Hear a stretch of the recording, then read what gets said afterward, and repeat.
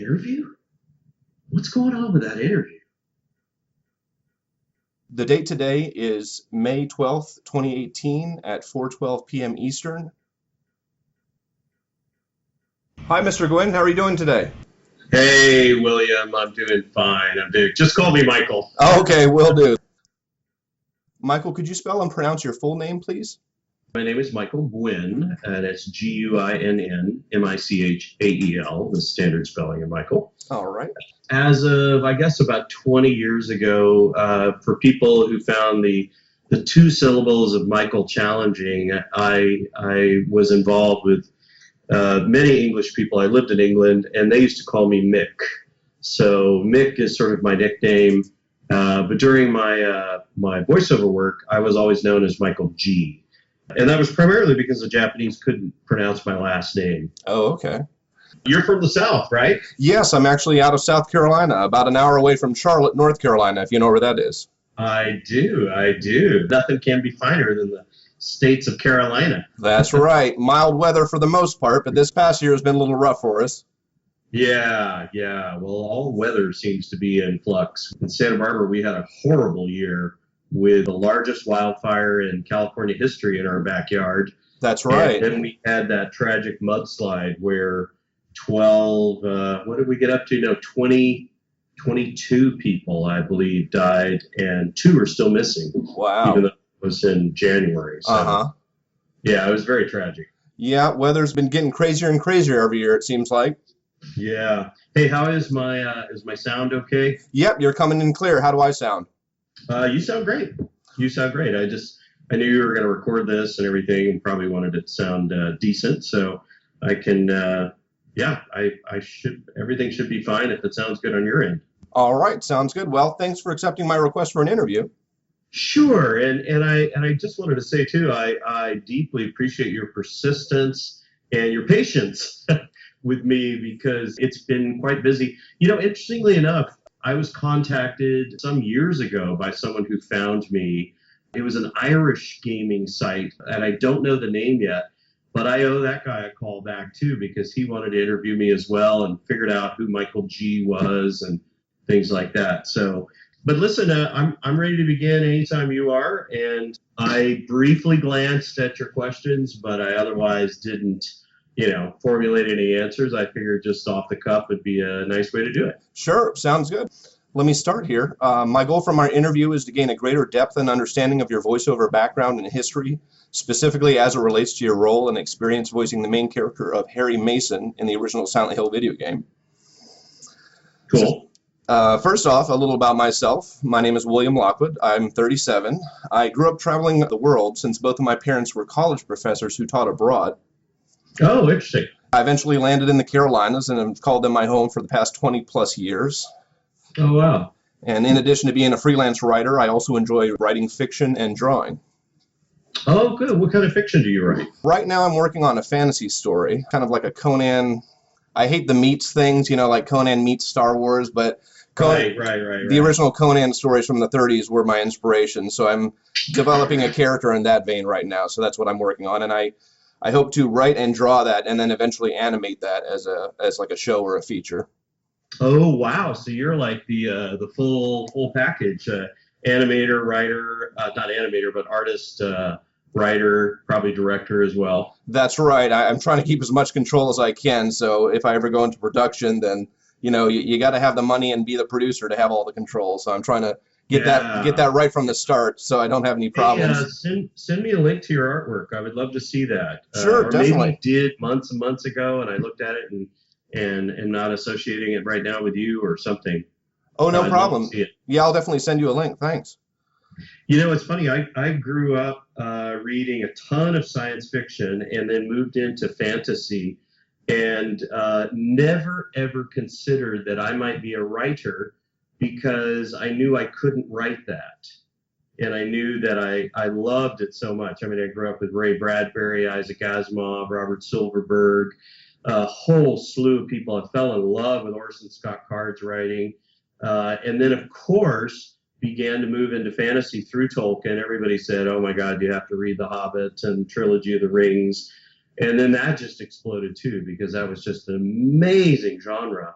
and I love stories that just take me away from me and from the world, you know. So I do love that genre. Very good for you for writing that sort of stuff. Yeah, I'm really into it. Sometimes the language can be challenging since both sci-fi and fantasy, we're not used to sort of speaking that way or, that kind of Right. elevated diction. So that can be a challenge. But it's also fun, like you said, to inhabit a different world and get away from ours just to have something different sometimes. Yeah, yeah, it really is. It's wonderful to take a break from reality, as long as you know you're taking that break from reality. And as long as you come back, right? Right, exactly. Come back, come back. Well, in my teens, I developed a love of all things horror, including movies and video games. Some standout titles left a permanent mark on me, or scar, depending on how you look at it. Hmm. Among those was the original Silent Hill. I first played it in college, and you could say it changed my life. Huh. I'm so happy to have the opportunity to sit down and chat with you about something that means so much to me. So thank you again for agreeing to do this interview. No, you're so welcome. You're very welcome. That's amazing. Yeah, it's kind of an interesting thing because I was involved in so many of the very early video games, many of which even predate the consoles, like Sony PlayStation and Wii and Xbox and things like that. And then I was right there at the cusp when all of a sudden PlayStation came out and all the others started coming out. So all of a sudden, people who weren't in arcades were actually hearing my voice, and it was interesting. It brought a certain depth and a different kind of audience to fore in that sense. Yeah, it was definitely the start of a new generation. So it was very exciting.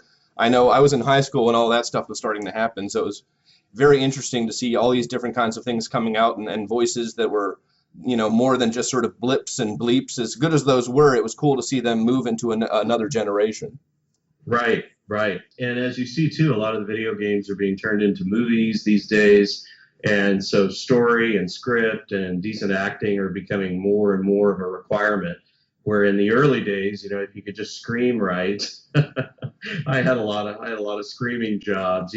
I was good at the death knell Right. apparently, and so I think you mentioned at one point, I think Castlevania. I think I got the part of Dracula only because they liked the way I screamed and died, and I had a wicked evil sound or something like that. Oh, yeah, it's great. Whatever gets you the job, right?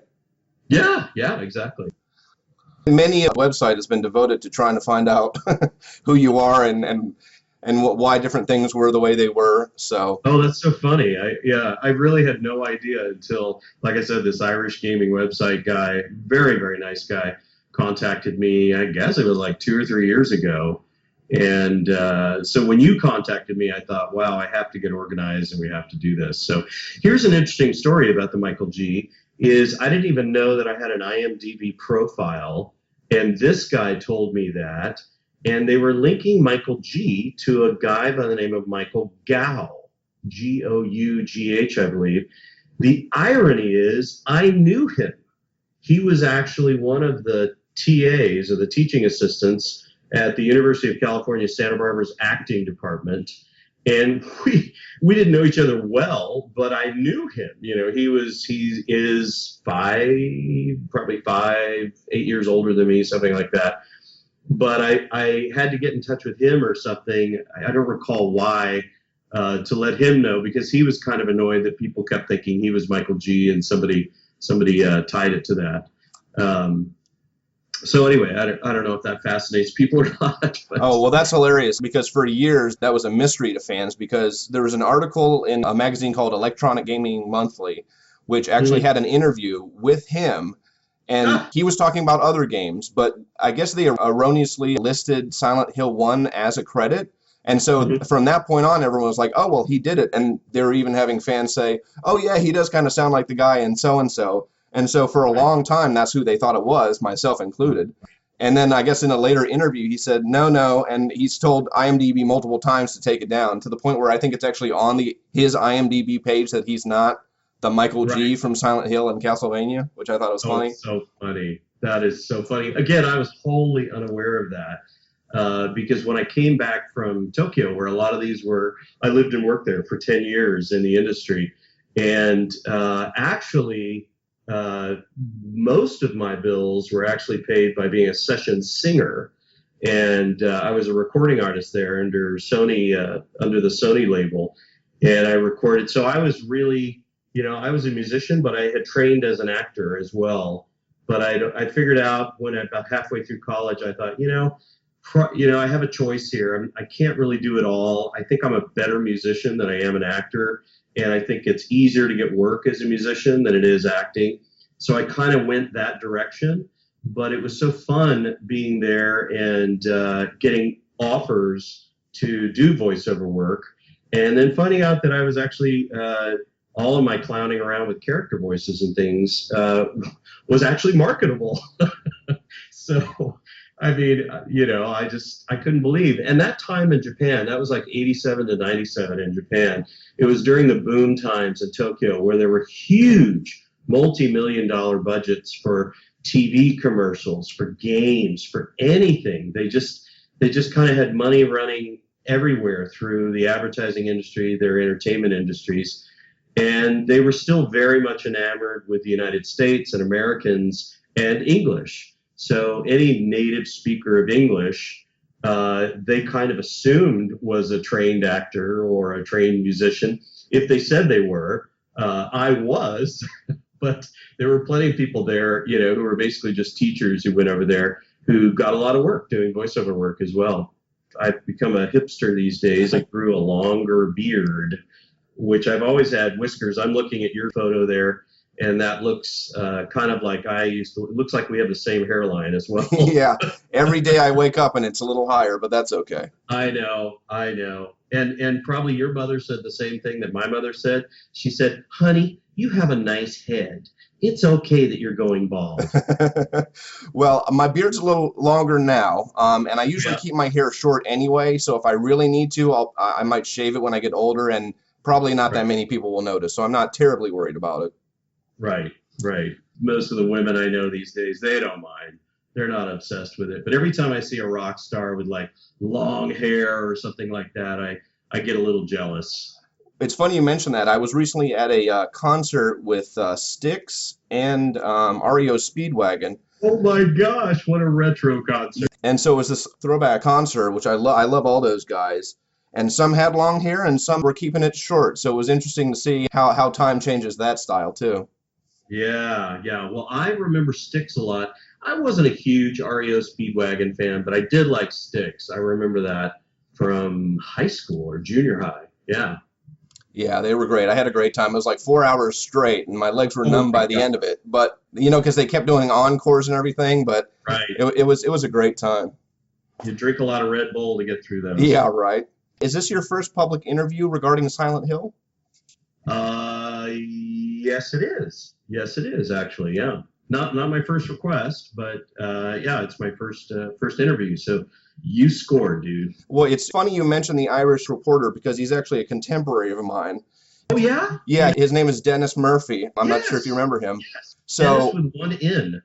Denis with one N. That's right. He used to do the website's defunct now, but it was called the Gaming Liberty. It was an Irish gaming website. Right. And he had a previous article with the actress who played Harry's daughter in the third Silent Hill game, which was actually a sequel to the first one. The second game was its own story. And there was a similar situation where the community knew who she was, but no one had ever really interviewed her to talk about her experiences. And he was the guy that got that interview. Yeah, give him a shout out.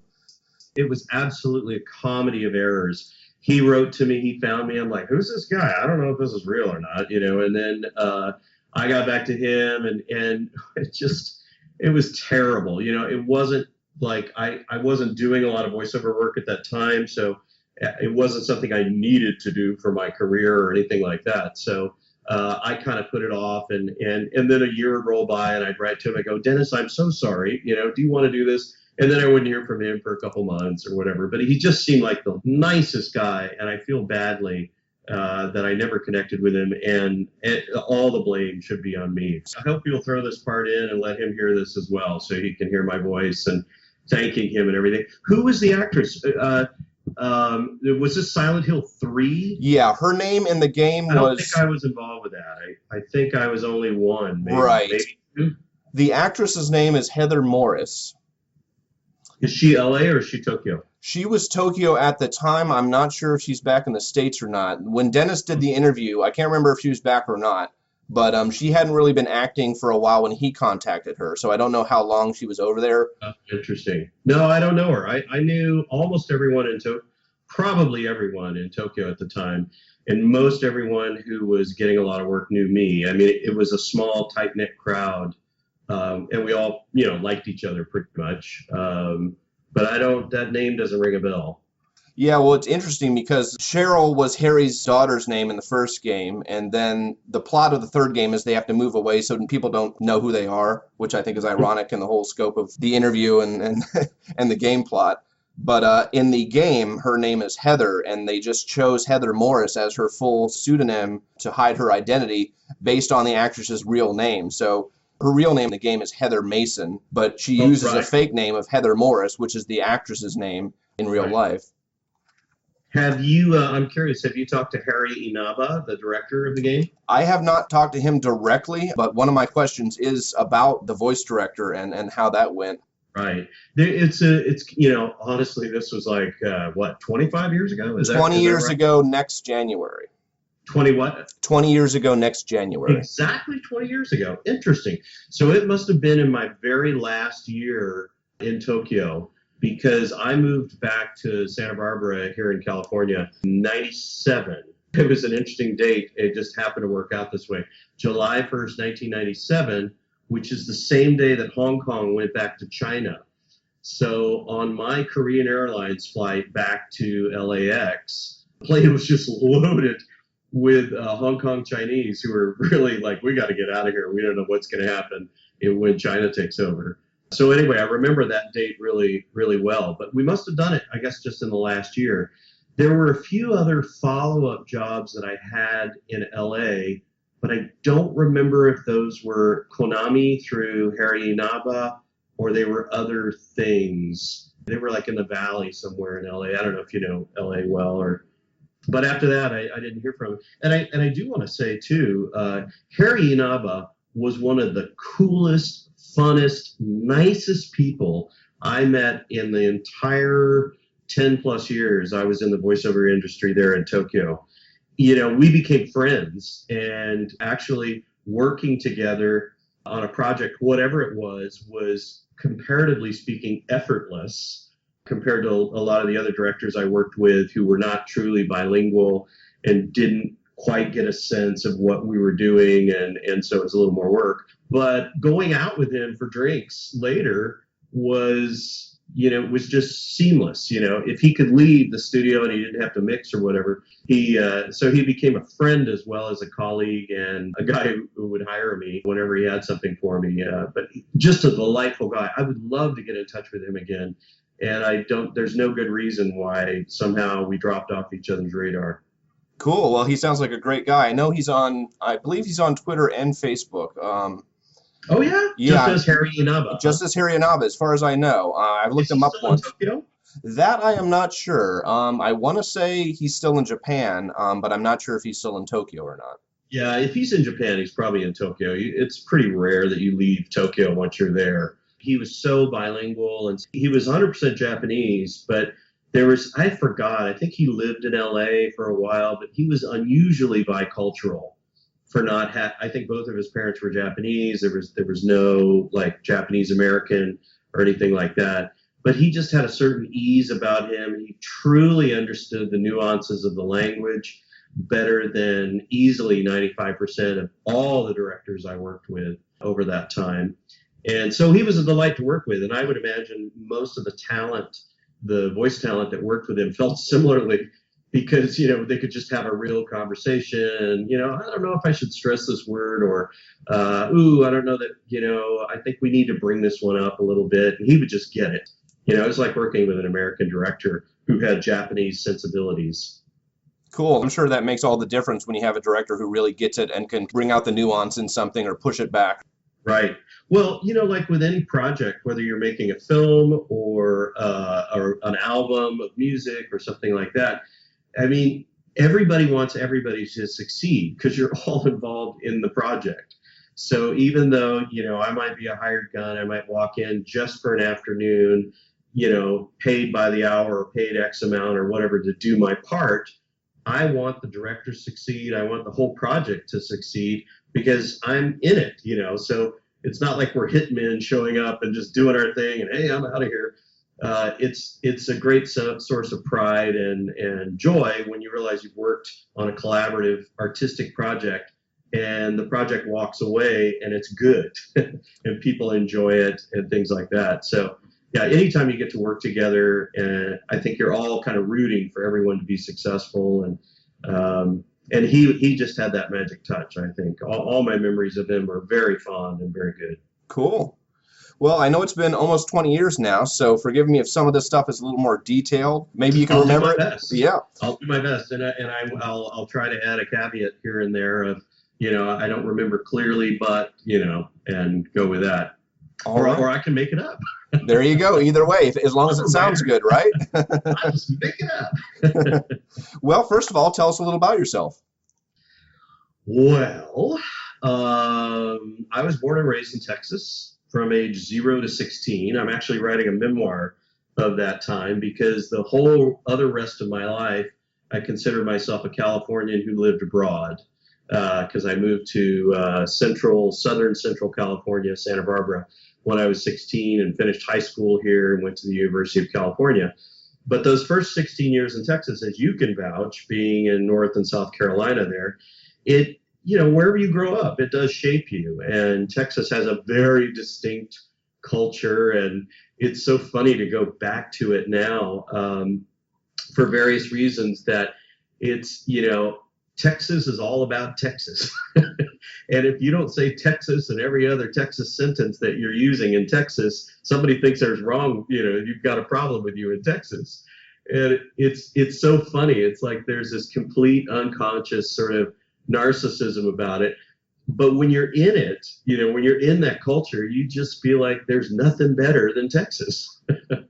So there's sort of a wonderful, I know it gets a bad rap these days, especially in California, because it's, it's such a red state and there's just all these crazy, rules and things like that, or crazy relationship to guns and much more conservative policies and things like that. But Texas is so much more than that. And it was a very interesting, mannerful, at least as a young white guy, a very mannerful culture to grow up in. And again, I'm not saying that there weren't a lot of bad and negative aspects to the culture that I certainly dodged, I think, given my gender and the fact that I was not a minority. I still think there's glorious, wonderful things about it. And it was a very charming culture. And I think it probably also taught me to be a little crazy creatively.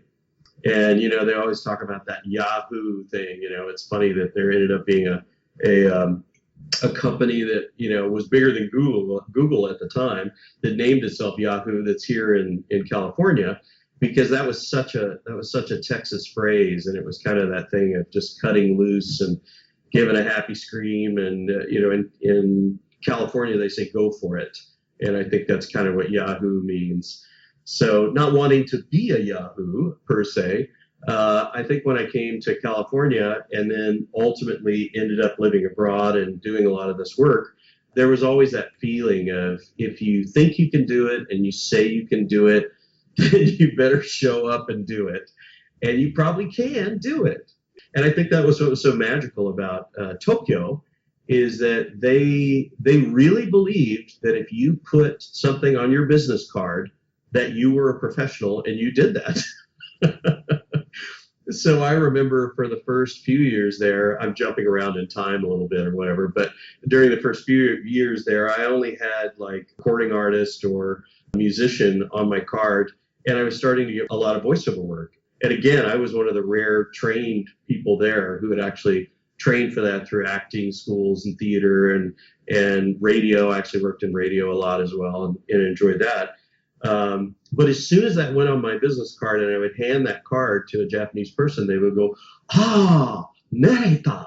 And I go, yeah, that's me. I'm a narrator, And so, they believed you. And if you showed up and you didn't get the job done, they wouldn't believe you anymore and your reputation would go down. But I found that experience really charming and exciting and really pushed me to the edge of what I possibly conceived I could possibly do. And I love that about Tokyo during those times. It was fun to try anything. So anyway, first 16 years in Texas, grew up there, moved out here, finished high school. And at the time, I was very involved in theater in high school and was in a rock band that played, like lunchtime things and dances and things like that in high school. And I didn't know what I wanted to do with my life, but at that time I knew that I enjoyed acting. So my first school that I went to was University of California at Irvine, where they had a really, really good acting program. I thought about UCLA, I thought about some of the larger schools, and I was afraid I'd get lost. So because they were so big and probably full of, 1,000 people that were way more talented than me. So I went to UC Irvine, and it was just perfect. It was my first year there. I lived 100 yards away from the theater, which they left unlocked at night with one of those stage lights, that you see, just that one light sitting there in the middle of the stage. And I would walk in there, at midnight and do monologues and soliloquies, usually sober. And I just loved it. I really thrived on living the theater life, and acting was really, for that 1 year anyway at UC Irvine, was really everything to me. And it was such a thrill. I hope all sorts of artists today have a chance to, in some way or another, really study their craft, because I think there's this thing that goes on in music and in acting where there's some pride where people say, well, I haven't had any training whatsoever. I'm so good. But if you're that good and you add training to it, you'll be great, really. So I'm a big believer in training, and I really loved my training. So I got after my freshman year, I got asked to front, I call it a rock band. It was probably more of a pop rhythm and blues band. And I was 19, and I remember the lead guitar player was 29. So, and he looked like Greg Allman, basically. And his brother played in the band, and he looked like somebody from the Marshall Tucker band. So I was just thrilled to be so young, and jumped in and took a year off school and did the thing where you work really hard. I worked in a garage during the day, working on cars and things like that. And then at night, Thursday through Sunday night, I would be in the bars with my fake ID so I could be in the bars singing my butt off for 4 sets of 45 minutes each. And it was an interesting experience. It was a really interesting experience. When that year was over, I was so ready to go back to school, because it was clear to me that working full-time in a garage and singing in bars at night was a lot more work than going to school. And I thought, if that's where I'm going to end up, I at least want to have a BA. And this was back in the early 80s when a BA or a bachelor's degree of some kind had some meaning. So did I lose you, or am I just blabbing on too long here? Oh no, you're fine. You can be as long-winded as you like. I'm loving all the details, so I don't want to interrupt you. I just wanted to make sure we didn't have one of those moments where we gotten disconnected and I'd spoken for 10 minutes and realized, oh my God, I have no idea what I said. Okay. Oh no, you're fine. Well, and again, you can cut me off or send a hook out if it gets boring or whatever. So anyway, after that break I decided to move to the University of California in Santa Barbara. I'd met a girl and I was totally in love with her, and she was here. So I transferred to this acting department where I worked with the misnamed Michael G. So there was like foreshadowing in my life, I guess. Michael Gow. He was not my TA. He was a TA for, I don't know why he wasn't, how you get assigned TAs or whatever. But again, I knew him. He was a nice guy. I did not, however, really love their acting department. The acting department at UC Irvine was just outstanding, was cutting edge. There was a very famous guy by the name of Robert Cohen, who was famous for writing the book Acting Professionally. And he was on staff there. He was one of the directors. So, he was directing Equus, that really intense play where the guy gets naked and stabs a horse, and that was all the rage back then. And they were just amazing professors. And its proximity to LA really brought in some huge talent. And I felt like I was much closer to the industry there. And they were reading people like Michael Shurtleff's book called Audition, which was a seminal piece of work. Any actor, voice actor or otherwise, should read that book. It'll take you an hour to read it, and it's just brilliant. It teaches you how to be the only thing that no one else in the world can be at an audition, which is you. You guessed it. And we were reading Uta Hagen as well. And so there were all these real cutting edge, deep, fantastic books about craft. And when I transferred to UCSB, they were still reading Stanislavski. Like Stanislavski was still alive, or, and that was the old Russian thing. I mean, again, it's like being in the psychology department and you come from the very latest psychological techniques, and maybe at least they're talking about Jung and things like that, and you transfer departments and they only know Freud, who was the godfather of modern psychology or psychiatry. So anyway, that's what I felt about their acting program. And so after a year in that, I knew I needed to do something else. It just wasn't lighting me up. And I met this Indian professor there, East Indian, Raghavan Iyer was his name. And he was lecturing in political science using Plato and Socrates. And I thought, well, maybe I'll just have an international relations degree, because if nothing else, whatever I do, I can read the newspaper in the morning and know what's going on in the world. And so I transferred over and completed the next 4 years there as an international relations major, which led me to start getting interested in, life abroad and what was going on in Europe and what was going on in Asia, at least in the 20th century. And so, in the end, I graduated with a degree in international relations and realized the one thing missing from my career and my life was that I had never lived abroad, and I felt very provincial. And so at that time, I had an English girlfriend, so I followed her out to Brighton, where she was attending Sussex University. And I lived with her in Brighton, kind of just south of London, for, most of a school year, I guess the best way to phrase it. And by the time I'd left school, I owed, to me, which felt like an onerous amount of money. I sort of skipped over this, but I put myself through school by being a recording artist. There were plenty of songwriters who were trying to market their music to Los Angeles, to artists who were buying songs. That was a big, big thing in the 70s and the 80s. They call it the MOR, the middle of the road kind of genre.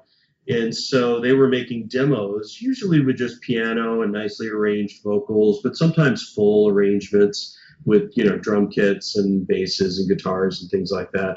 But most of the songwriters didn't feel good about how they sang their music. So I got hired at $15 an hour, which was an insane amount of money to me at the time. I mean, the best job I could ever hope for was like $5 and something an hour.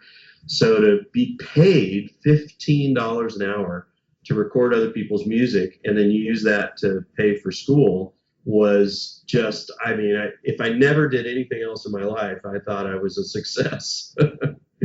Anyway, just to bounce back, that's how I paid for school. I worked part-time also and, on campus, but the big money came from sitting in a studio or standing in a studio and recording vocals over years.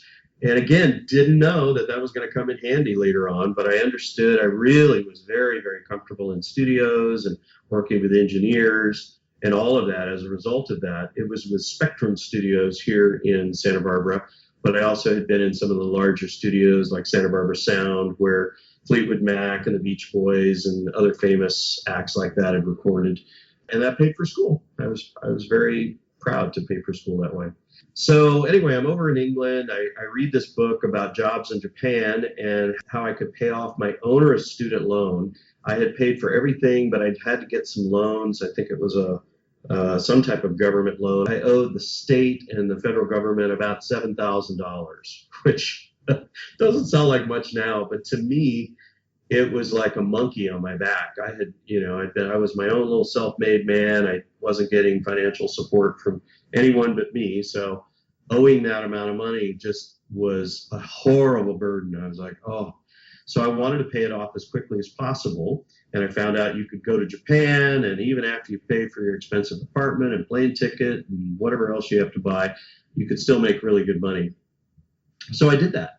And I had to, like most people who go to Japan, for the first couple of years that I was there, I had to teach English to get my visa, to have, my green card, basically, to legally work there, and schools would sponsor you. But I had a really cool thing happen after I moved into an apartment that was probably half the size of my garage now.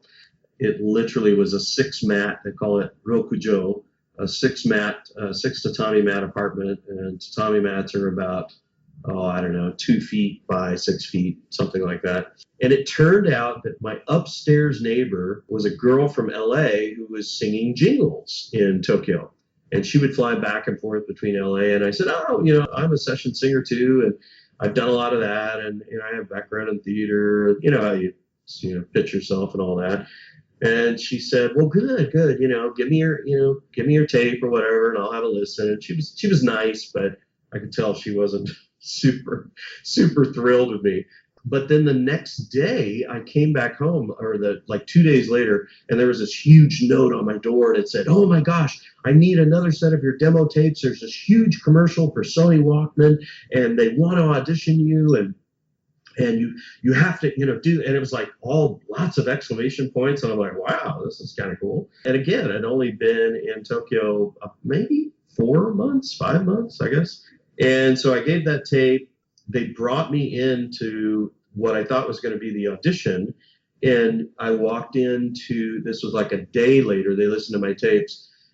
And it was the most beautiful, biggest studio by like a factor of 3 or 4 that I in terms of size, that I had ever walked into in my life.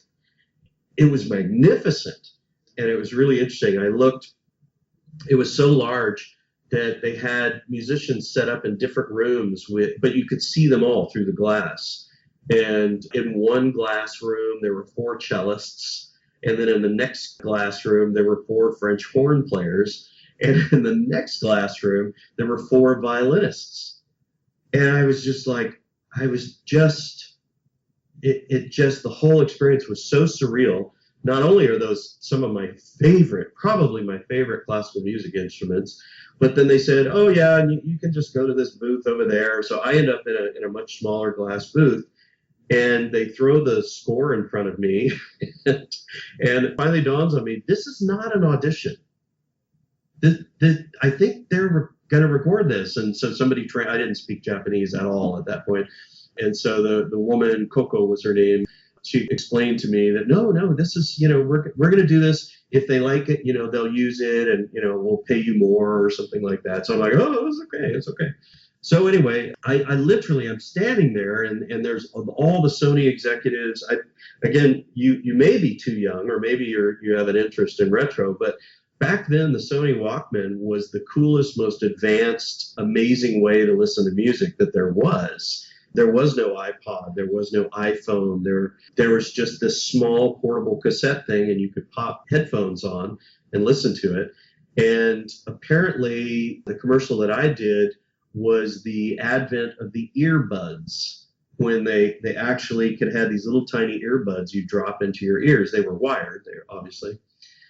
Anyway, long story short, I go in there, they play the song twice, again, live, like the violinist, the cellist, the French horns and everything. It's absolutely surreal. I mean, I just have goosebumps shooting up and down my spine, thinking in my head, oh my God, I hope I don't screw this up. I hope I can do this. I think I can. But it was so much bigger and so much more dramatic. It felt like a scene in a movie, and it just was surreal. So they rolled tape on the 3rd time after I've supposedly learned the song. It was like 16 bars. It wasn't like a 3-minute tune. And I sang it, and you could hear them, clapping in the booth saying, oh, we like it very much, And then they did it one more time, and then they were done. And I walked out, and they were shaking my hand, and, that one of the execs from Sony said, through a translator, we'd like to talk to you about doing an album. And I was just like, I thought I was coming for an audition. And wow, okay, yes, good. Oh, so it was an amazing experience. I mean, every musician or every voice actor or actor always wonders like what's going to be their little moment. Clearly, it may not be the same as having this moment happen in LA or New York or London, where it's kind of more inside your own culture. But for me, that was an amazing introduction to being a recording artist in Japan, in Tokyo, and ultimately began to lead towards radio and voiceover work and a lot of video gaming and things like that. So I know that's a long riff, but that sort of got me there. And I just never stopped. One of the people that I met who produced the music for that, they eventually took over my work visa. They sponsored me and would send me, at the peak, probably I had maybe 12 to 15 jobs a month, which all of a sudden I was making more money than I had ever seen in my life, just going in and singing. So it really was surreal. And, I just kind of had to pinch myself for that. So the same people who you signed for that recording deal, are those the same people that led into the video game voiceover work? They became my managers. The interesting thing was the Japanese had this approach, and maybe it happens here in the States or other places like that as well. But the first thing I sang for the Sony Walkman was kind of a ballad. It was a very emotional ballad.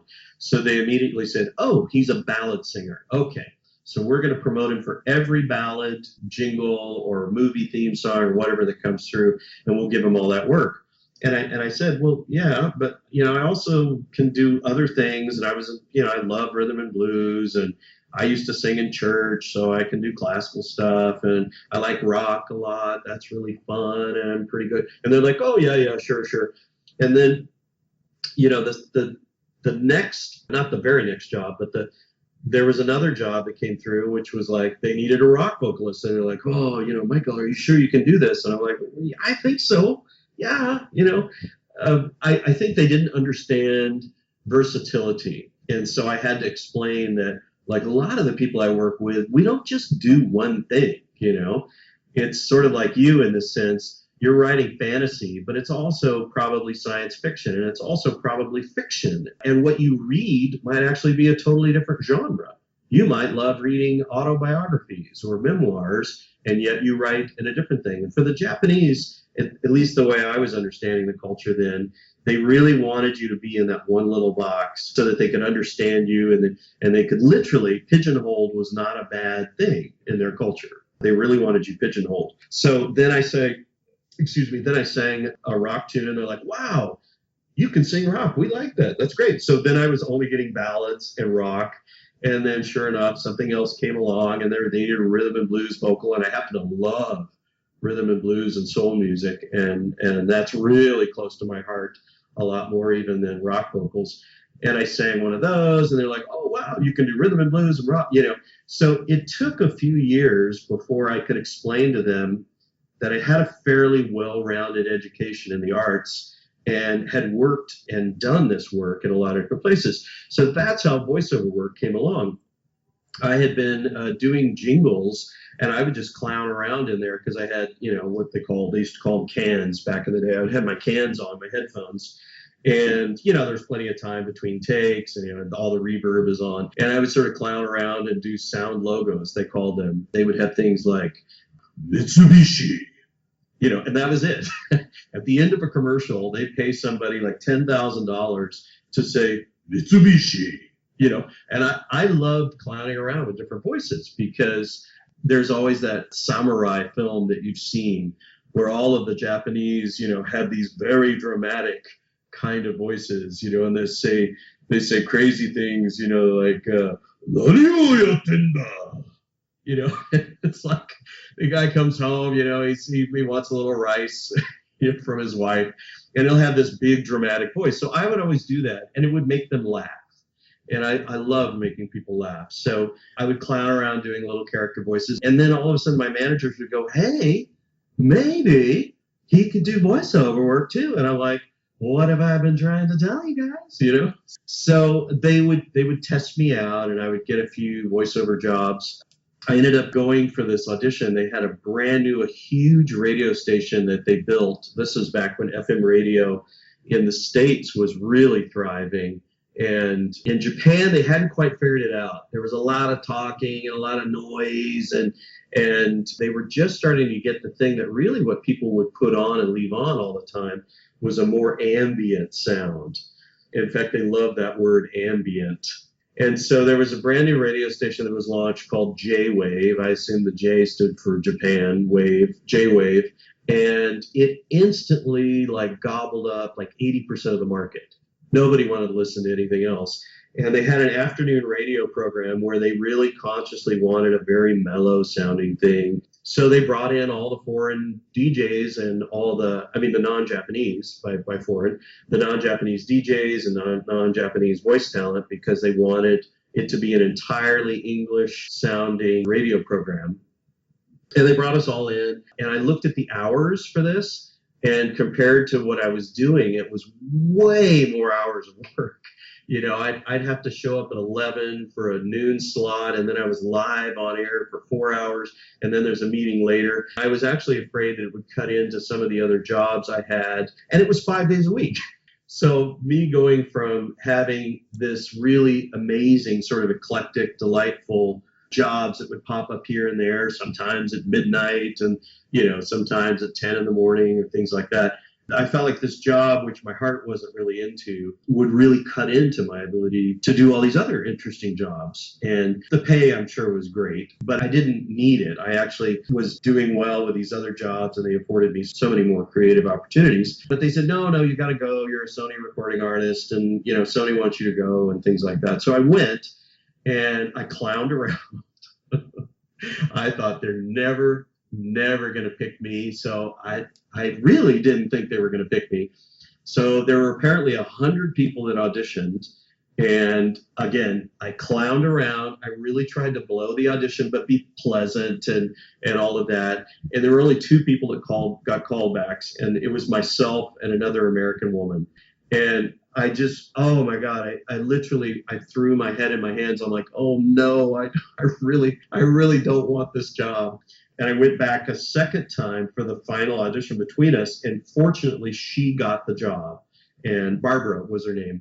And I loved Barbara. And Barbara was just delightful. And I was so glad that she got the job.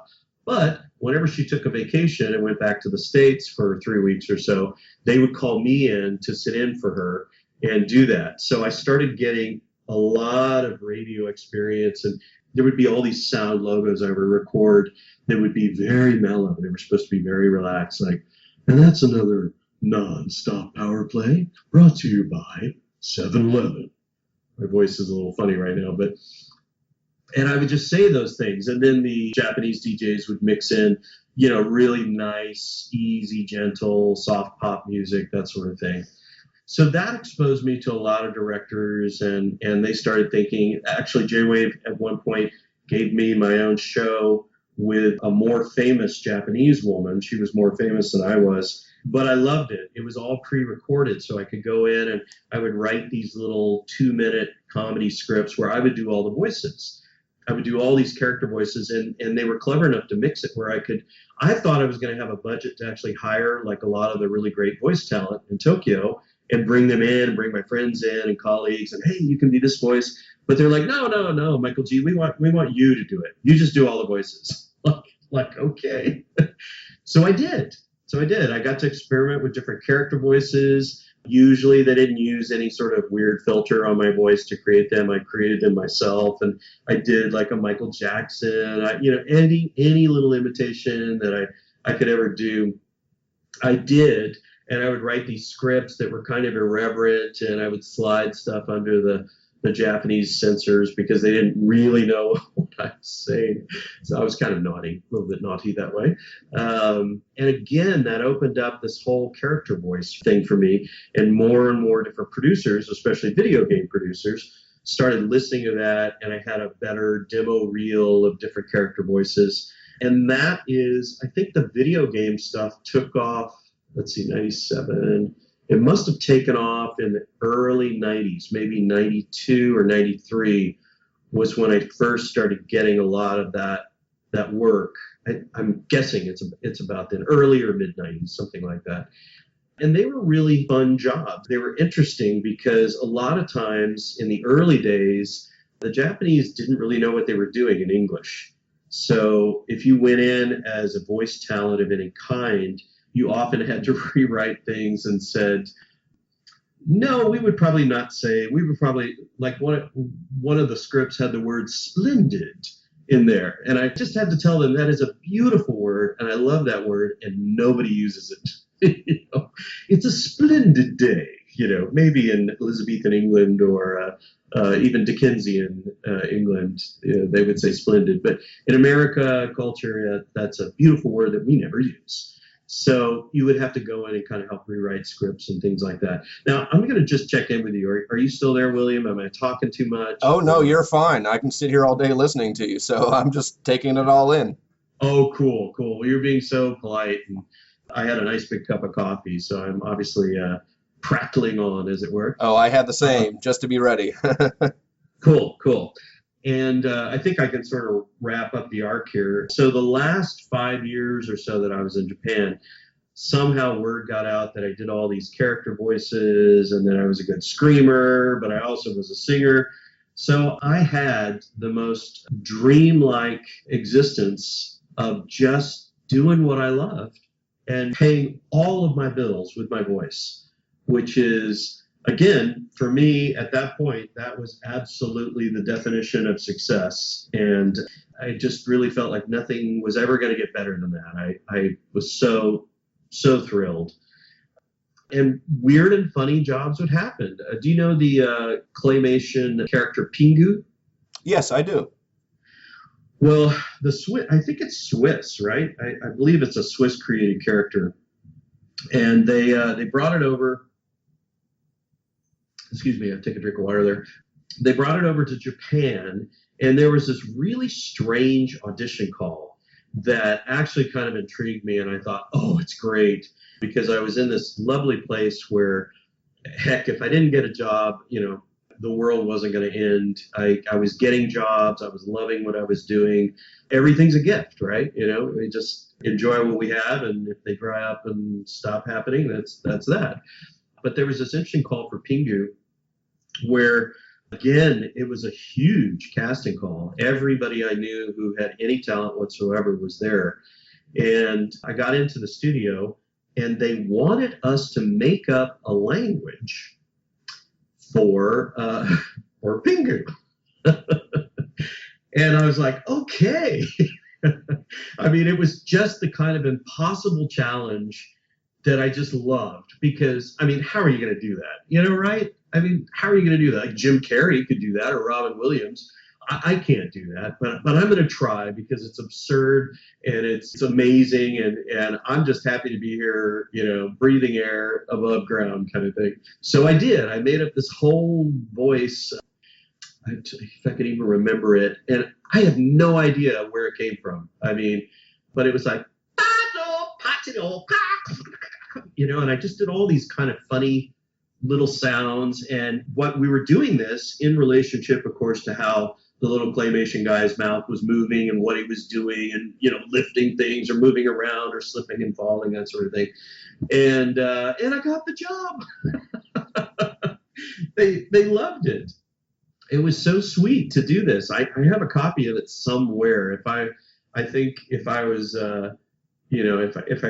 if I really was tracking things more carefully, I probably would have archived all this and it'd be up on a website today, which I hope to one day do. But if it never happens, I had my moment, I had my fun. But that was kind of typical of some of the wild and fun and crazy creative ideas that a lot of the Japanese directors would have at that time. They were really trying to buck the culture. If you know anything about Japanese culture, it is the most homogeneous culture you'll probably ever, or homogeneous culture you'll ever encounter. And being different is very radical, very radical. It's a very much a groupthink culture. Everybody wants to fit in. the highest form of humor, at least back when I was there. I'm assuming it hasn't changed dramatically, but I could be wrong. The highest form of humor is usually getting somebody in a very embarrassing public situation, like where, all of a sudden their pants fall down or something like that. Anything to make them stand out, or suddenly they're not doing, the normal thing. So a lot of the stuff, these really creative directors, they would come to the studio and they would be rebels. They're like, come on, let's just do something really insane here that's not even music. So in a weird way, if you follow the career of Yoko Ono, you can kind of understand how some of that came from her and why she wanted to be so atonal in her singing and so insane and weird and crazy in her art, because, it's just anything to break out of the conformist bubble that was Japanese culture. So I'm going to stop talking for a moment and let you ask me some questions, because I feel like I'm blabbing on and on. Oh, no, it's very interesting. I'm not super up on my Japanese culture. I know a little bit of it, but definitely not as much nuance as having lived there and seeing, the cultural eccentricities firsthand. Sure. So Sure. that must have been an incredible experience for you. Do you remember what your first voiceover job was and what you thought of the video game voice industry at the time? That's a good question. That's a really good question. Ah, boy. I wish I could answer that factually. I remember in the very, very early days, a lot of the bread and butter jobs were often recording extremely boring stuff for English language learning tapes, which later led to, years later, led to one of the most lucrative jobs I have ever had, even to this day in my life. It was recording a phrase dictionary for Fujitsu. It was the most excruciating recording job, because I was in there for 4 to 6 hours for weeks, and I was being paid insane amounts of money, like $500 an hour. It wasn't that they weren't paying me enough. It's just that the job that was so mind-numbing. I'd be saying things like, if I buy 2, will you discount it? If I buy 3, will you discount it? If I buy 4, and I'd be running through all kinds of things like that.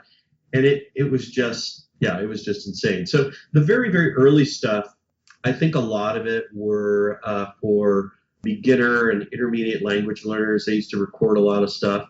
I'm just going to guess and say it was that.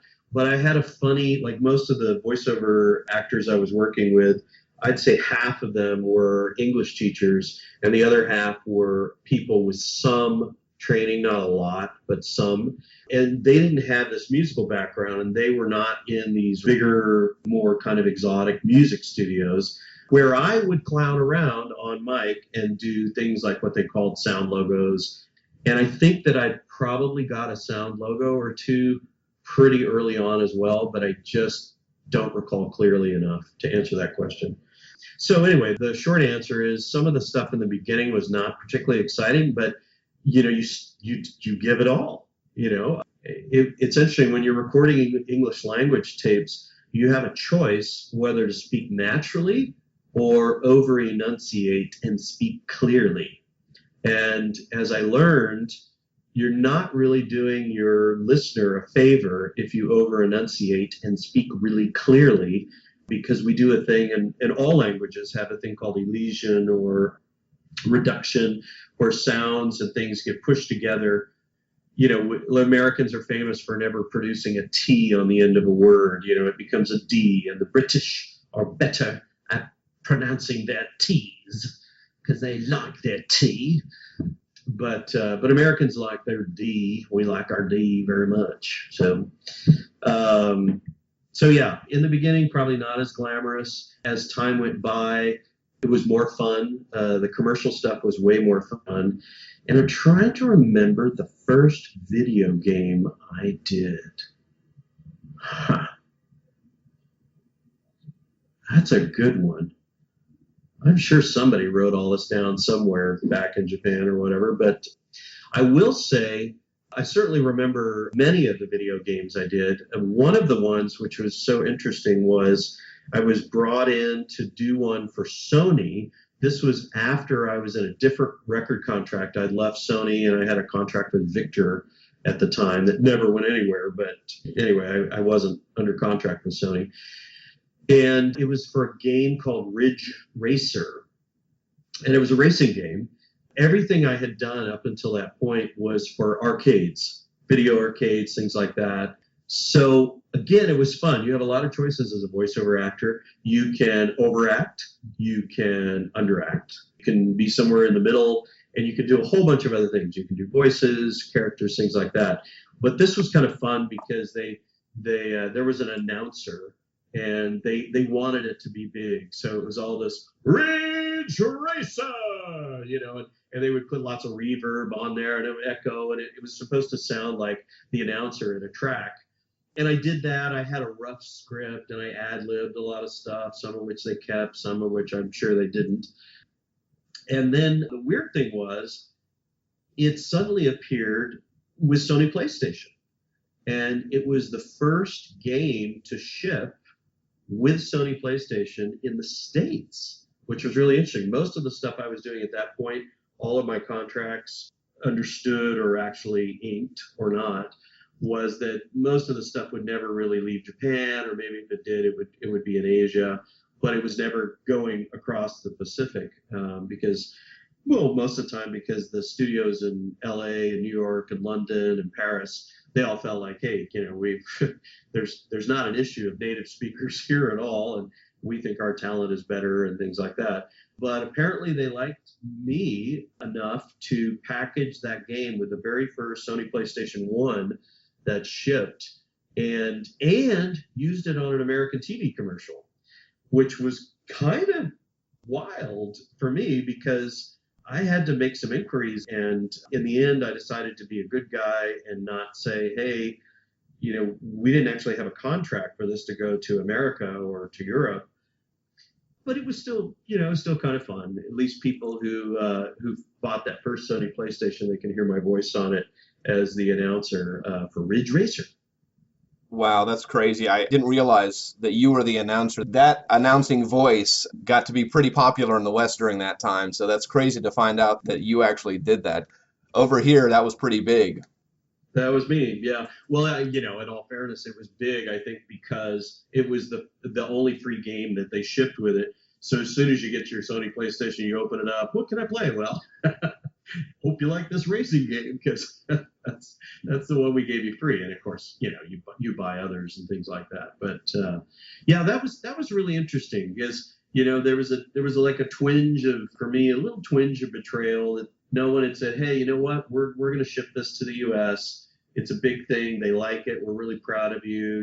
Are you willing to sign off on this? And here's some more residuals and things like that. So it was kind of weird. I made some inquiries, but I felt like it would burn a lot of bridges at the time if I had gone back to them and said, you guys, I'm on an American TV commercial now, and I'm on this game. And so I let it go. And I'm fine with that now. Copy of the game too, an old beat up copy of the game. Well, if you say the title Ridge Racer to anybody over here, there's no way they can't say it in the way that you said it and announced it. That's how people say it now. They don't just say Ridge Racer, they say Ridge Racer. Oh, that's so funny. That's so funny. Well, you can fill in the blanks for me on stuff like that because I don't know. And all of that came out of improvisation. They didn't know what to do. I had it in my head of just remembering, what I heard. And so I just made everything up. And I thought on that one, they kept some good takes and some fun sounds and everything. But again, it was in that spirit of, come on, let's create something together. So I was really happy that it came out well and that it was a good game. I never got to play the game, though. I never got to race the car. Harry Mason. So how did you get cast in the role of Harry Mason in Silent Hill? Well, I had done, what's so funny is this guy contacted me on Facebook about 2 months ago. He was very, very sweet. He admitted to me he has, I was going to say Alzheimer's, and that's not it, but my Alzheimer's is kicking in. What did he say? Oh, he had done this research on me, and I don't know how he found all this stuff, but he, what I was going to say earlier is he confessed to me as Asperger's. And so his research and the way that he looked everything up was so amazing. It was so complete. And he knew people I worked with. He knew about the death of one of the guys that I worked with, very young, who was a brilliant Scott. I think Scott's last name was McCulloch. I'm not entirely, I have to go back because this was, again, a few decades ago. And Scott was like somebody that I had always looked up to and thought, wow, man, if I could choose to have anybody else's voice, I would have his voice because he's a gift. And he was a super nice guy. And then just like at age 30 or early 30s, had a heart attack and died. And this guy knew the whole story of every game I'd done and all these others. And I should have probably, I can maybe follow up and send you a list of some of the things because he knew about it. But I'm pretty sure that I had done at least 2 or 3, maybe more. We should probably call Harry Inaba and find out, because I don't think I ever worked with Konami without Harry directing. He was pretty much their hot director at that time. My recollection of when we did Silent Hill, and I'm going to digress a little bit. I promise I'll get back there and you can nudge me there. But I have to say, one of the funniest things about having meetings prior to a job in Japan, and I used to do this as a musician, because I wrote a lot of I started at least halfway through my career, I started writing a lot of the lyrics and ad copy for TV commercials. And really, I was co-writing the melodies for a lot of the things, because a lot of times Japanese composers didn't understand that you couldn't split a single syllable word, in English. And that you needed fewer beats or you needed more beats, and really you kind of want to go here. And so I would kind of do that naturally, and they would go, oh yeah, I like that, you should do that. Yeah. As part of that process, as they started hiring me to write these jingles and write some of the stuff, I was also paid to write a few scripts and things like that.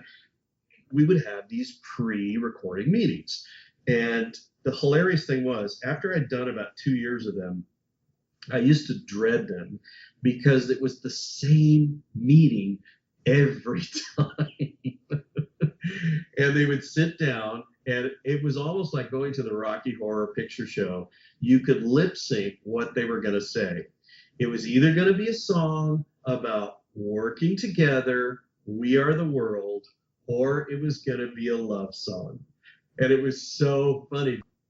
I just used to dread those meetings, and sometimes a client would be there, and they were really excited because sometimes these guys had never worked on a commercial before, or, they'd heard that I was such and such and they wanted to meet me. And it was all very sweet. And I tried to be super polite, even though I was, sometimes for some of these meetings, really bored silly, because I already knew what I needed to do, and I felt like a waste of my time to go into Tokyo, do the meeting, come back, and then write the song, when I could do this over the phone, and I knew what they wanted. They either wanted "We Are the World" working together, or it's a love song. So the same thing used to happen for the video games. See, I knew I'd get there. They wanted to tell me the story or the premise and things like that. And up until Silent Hill, all the premises were pretty much the same. There was some marauding force that was attacking all of humanity, or, something like that. And you were fighting it. And, it was almost worse if they gave you a backstory and said, well, you're a soldier and you just saw your wife and kid die. And so you're really angry. I'm like, okay, I get it. And you're probably going to die here. We got to record this one part where you die. Actually, I don't know why I'm doing that voice. Japanese don't talk that way at all. That's more the Keanu Reeves sound or whatever. But it was the same. It was kind of the same thing. So it was really interesting when I went in and had the meeting with Harry about Silent Hill, because I was kind of like, oh, okay, it's the same thing. I like Harry. He probably doesn't want to be in this meeting either. And I remember he said in the meeting, he said, this is going to be different. We're going to do something different here. And I was kind of, yeah, okay. Yeah, maybe. We'll see. So, but he had my attention. And he said, we're going to do a horror video game. And I was like, oh, well, okay, And again, that still didn't sound different to me. But he said, this is going to be different because it's truly going to be scary. It's going to be a walkthrough with lots of different possibilities and ways you can go. and we're going to create a mood in this thing, almost like I remember listening to some of the music with it. It's almost like Sergio Leone film or something, like some sort of Italian, music producer. I forget who did the music. Maybe they did it in Japan, but it has that kind of almost spaghetti western, Clint Eastwood kind of feel to it, except a little more scary, a little more frightening. And so anyway, he said this is going to be really different. So I'm like, oh, okay, let's do it. And I teased him because the lead character that I was going to play was also named Harry, and he swore that he didn't choose that. That wasn't his thing. He probably met the client and they liked that his name was Harry Inaba. I don't even know if they used it because his name was Harry but the big point was it was going to be different. And so, boy, I'd heard that many, many times that it was going to be different. But it was. It was. As you obviously realized, and many other gamers as they played it, it was pretty creepy and it was pretty scary. And I have to say, too, that I same thing. I didn't have a console. You think when you do these things, it's like you see the Hollywood stars at the Academy Awards or the Emmys or Golden Globes, and you hear about these swag bags they get, or these party bags, and how delighted they are because they'll be in a film and they won't even be allowed to keep like the jacket that they wore in the film, which they wanted to do. There's some reason it has to stay with costumes. But the swag bag is really exciting because, they get all these presents finally, these multi-million-dollar stars who are excited by, a few $100s worth of stuff.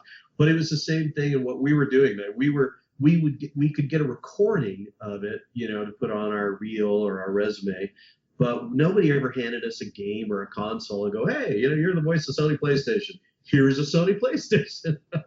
Here's Ridge Racer. Go ahead, play it, enjoy. You deserved it. You're the voice. Nobody ever did that. So I never got to play Silent Hill. I saw a lot of the scenes as we recorded it, and Harry talked through it. It was an interesting process, too. It was a huge script. I actually found the script, which is really interesting. I don't know why I had that. I was going through boxes and I had the original script. Hold on a second. I think I have it nearby here. Yeah, hold on. This is so funny. Even after we recorded this, you just never know what's going to happen. I used the back pages to write lyric ideas. That's amazing.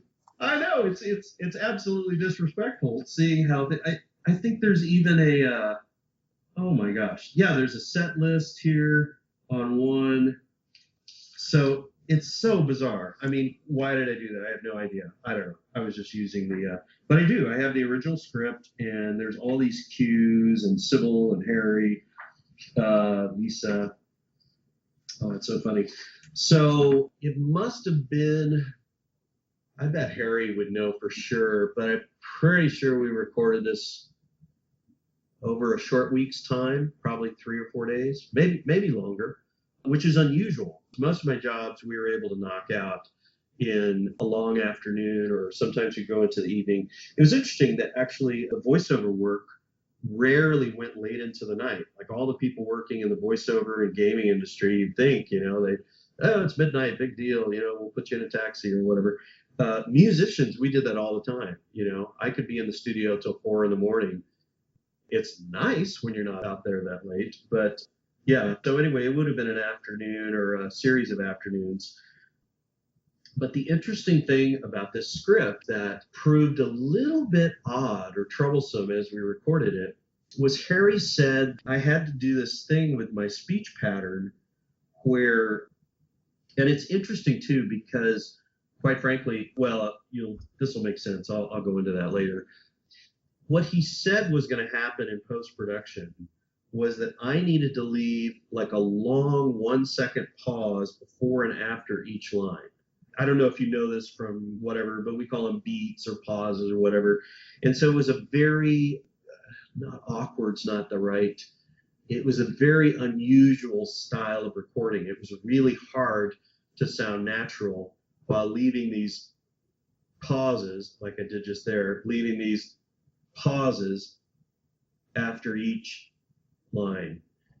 And he swore what was going to happen because the coding of this game was somehow going to be different. And again, yeah, we both should try to get in touch with Harry. He would be fun to phone in on this conversation, and he can speak to it from a totally different perspective than I can, obviously, since he was top down and I was sort of bottom up, as it were. But it was a strange way of recording, and it was really hard to sound natural when I had to keep pausing. What was nice about it for a lot of it, and Denis Murphy, he sent me to some YouTube walkthroughs or things like that so I could actually hear the voice again. And it still sounds a bit stilted to me. But having said that, what was cool about this game was that it wasn't overacted. They didn't want this big, wild, dramatic voice. They actually wanted a guy who was terrified and looking for his daughter, and that was the only thing that gave him courage to walk through all this horrific things, you know. And as a parent now, boy, I understand that. I certainly wasn't back then. So it was one of the more natural recordings with a very unnatural style of recording. Does that make sense? Yeah, I was going to ask you about that later. That affect, as it turns out, kind of informed the series in a way. So I think it must have been something due to the limitations of the PlayStation. They had to include pauses the way you're speaking for whatever, I think it was just a technological reason. But that sort of came to define the rhythm and style of the Silent Hill series. So in a way, that affect kind of was the blueprint for all these other actors to come after you. As the technology progressed, stylistically, it got a little more not quite natural, because I've always considered Silent Hill to be kind of off-center, so that was always a part of it. But that affect really came to inform the series as a whole. I never knew that part, though. It was really strange because I was rather disappointed with what I heard in post-production. But he said, "Oh, don't worry, you know, before they actually put it on the game, they'll close these gaps. They needed these gaps to like isolate." I mean, I'm sure you've looked at some type of on-screen recording where you can actually see the sound waves, so you can snip, you know, the space between them. But I imagine that it was mixed by Japanese engineers who didn't speak English particularly well. And I don't know what happened in the translation, whether or not they didn't really tuck those in the way I understood or the way Harry explained. I think it'd be interesting to hear Harry's point of view. I wonder if they did exactly what he said they would do, or they weren't able to do exactly what he said they were going to do. And so that's why there's those weird stilted pauses, because I much prefer to do things naturally. Some of the best voiceover people I ever worked with often sounded terrible in the studio. You know, when you're in the room and you can actually hear them speaking, it's just like, they're not saying anything. They're just mumbling. And then you listen to the tape later and it's so good because the microphones, if everything is done right, it actually picks up the subtlety of the voice. Whereas me, I was more of a stage actor. I was coming more from stage acting. And so oftentimes my renditions of characters would be bigger than they needed to be. So as I worked longer in the voiceover industry, I actually learned from these very quiet people who looked like they were terrible. And you'd listen to the tape later and you're like, oh my gosh, they're great. I sound terrible. So I learned a lot from them. And this was further down the line where I felt like I could be a little more natural. But the strange pauses, it was odd. It was odd. I really thought it was going to come out differently. It's funny because not having known that history growing up and playing it, I've always loved that. And that was sort of, it always felt maybe a semi-conscious decision to do those, or just over time that technological limitation just sort of ingrained itself into my impression of the game. And that's kind of, it's inseparable to me at this point. That's what Silent Hill sounds like to me. And I love that it's awkward because that's a different feeling than if it was just completely natural, for me at least. Mm-hmm. Obviously, having voiced it, your expectations will be completely different, especially after Harry Inaba telling you that, oh yeah, we'll take care of it in post, and then you seeing the final product and it wasn't quite up to par with what you were expecting. Right. Well, here's the important part. The important part is your experience is more relevant than mine, because I was, you know, like you said, I was hired to do a job. I never got to play the game. I never got to sit with it. I never got to experience it as an end user. So I would say if it works for you and it's worked for the fans and things like that, that's fantastic. And, you know, my experience is sort of anecdotal, if nothing else. Have you seen a little girl? Just turned 7 last month. Short, black hair. What did you think of Harry as a character, and how did you prepare for the role? Well, in all fairness, most of these jobs, we didn't get a lot of prep time. It's not like when you see, how they go behind the scenes for Pixar movies and things like that, and you see all the amazing actors sitting there and they're working through and they're looking at stuff and they're being filmed while they act and everything. That would be a dream. That would be an absolute dream to work on a big film or something like that. What did I just see recently that was so... Oh, well, yeah, even the Avengers Infinity Gauntlet, and seeing, what's Rocky Raccoon's name? That's Bradley Cooper? Bradley Cooper is doing, I forget the character name, but... Yeah, Rocket, you got it. Rocket, it is Rocket. It's not Rocky, it's Rocket, that's right. And Bradley Cooper does an amazing job with that. And I love really well done Pixar stuff and DreamWorks and that sort of thing. Mike Myers is truly amazing. It's interesting that he's not doing as much as he used to. He's a very talented voice as well. What was your original question? What did you think of Harry as a character? Oh, as a character. So yeah, the first thing was we didn't get a lot of prep time. I mean, there were even interesting, not related to this particular project, but I remember going in and dubbing a movie with, again, some of Tokyo's finest voiceover people, and nobody really told us what the movie was about. And we were dubbing it out of order, like you would film. Lots of movies get filmed out of order. And so now I know why some of those dub movies are so bad. Probably the talent doesn't know what's going on. That was not the case here in Silent Hill, because he did talk about it.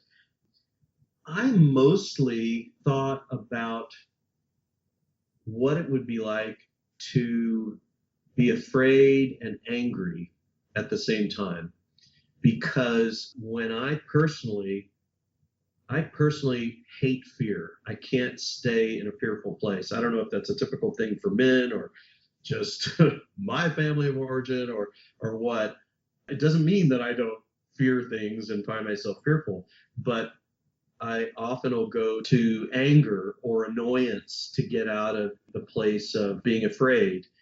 Again, 20 years, so it's hard to remember all of this, but I seem to vaguely recall that the character of Harry in Silent Hill, from my perspective, was probably really scared the whole time.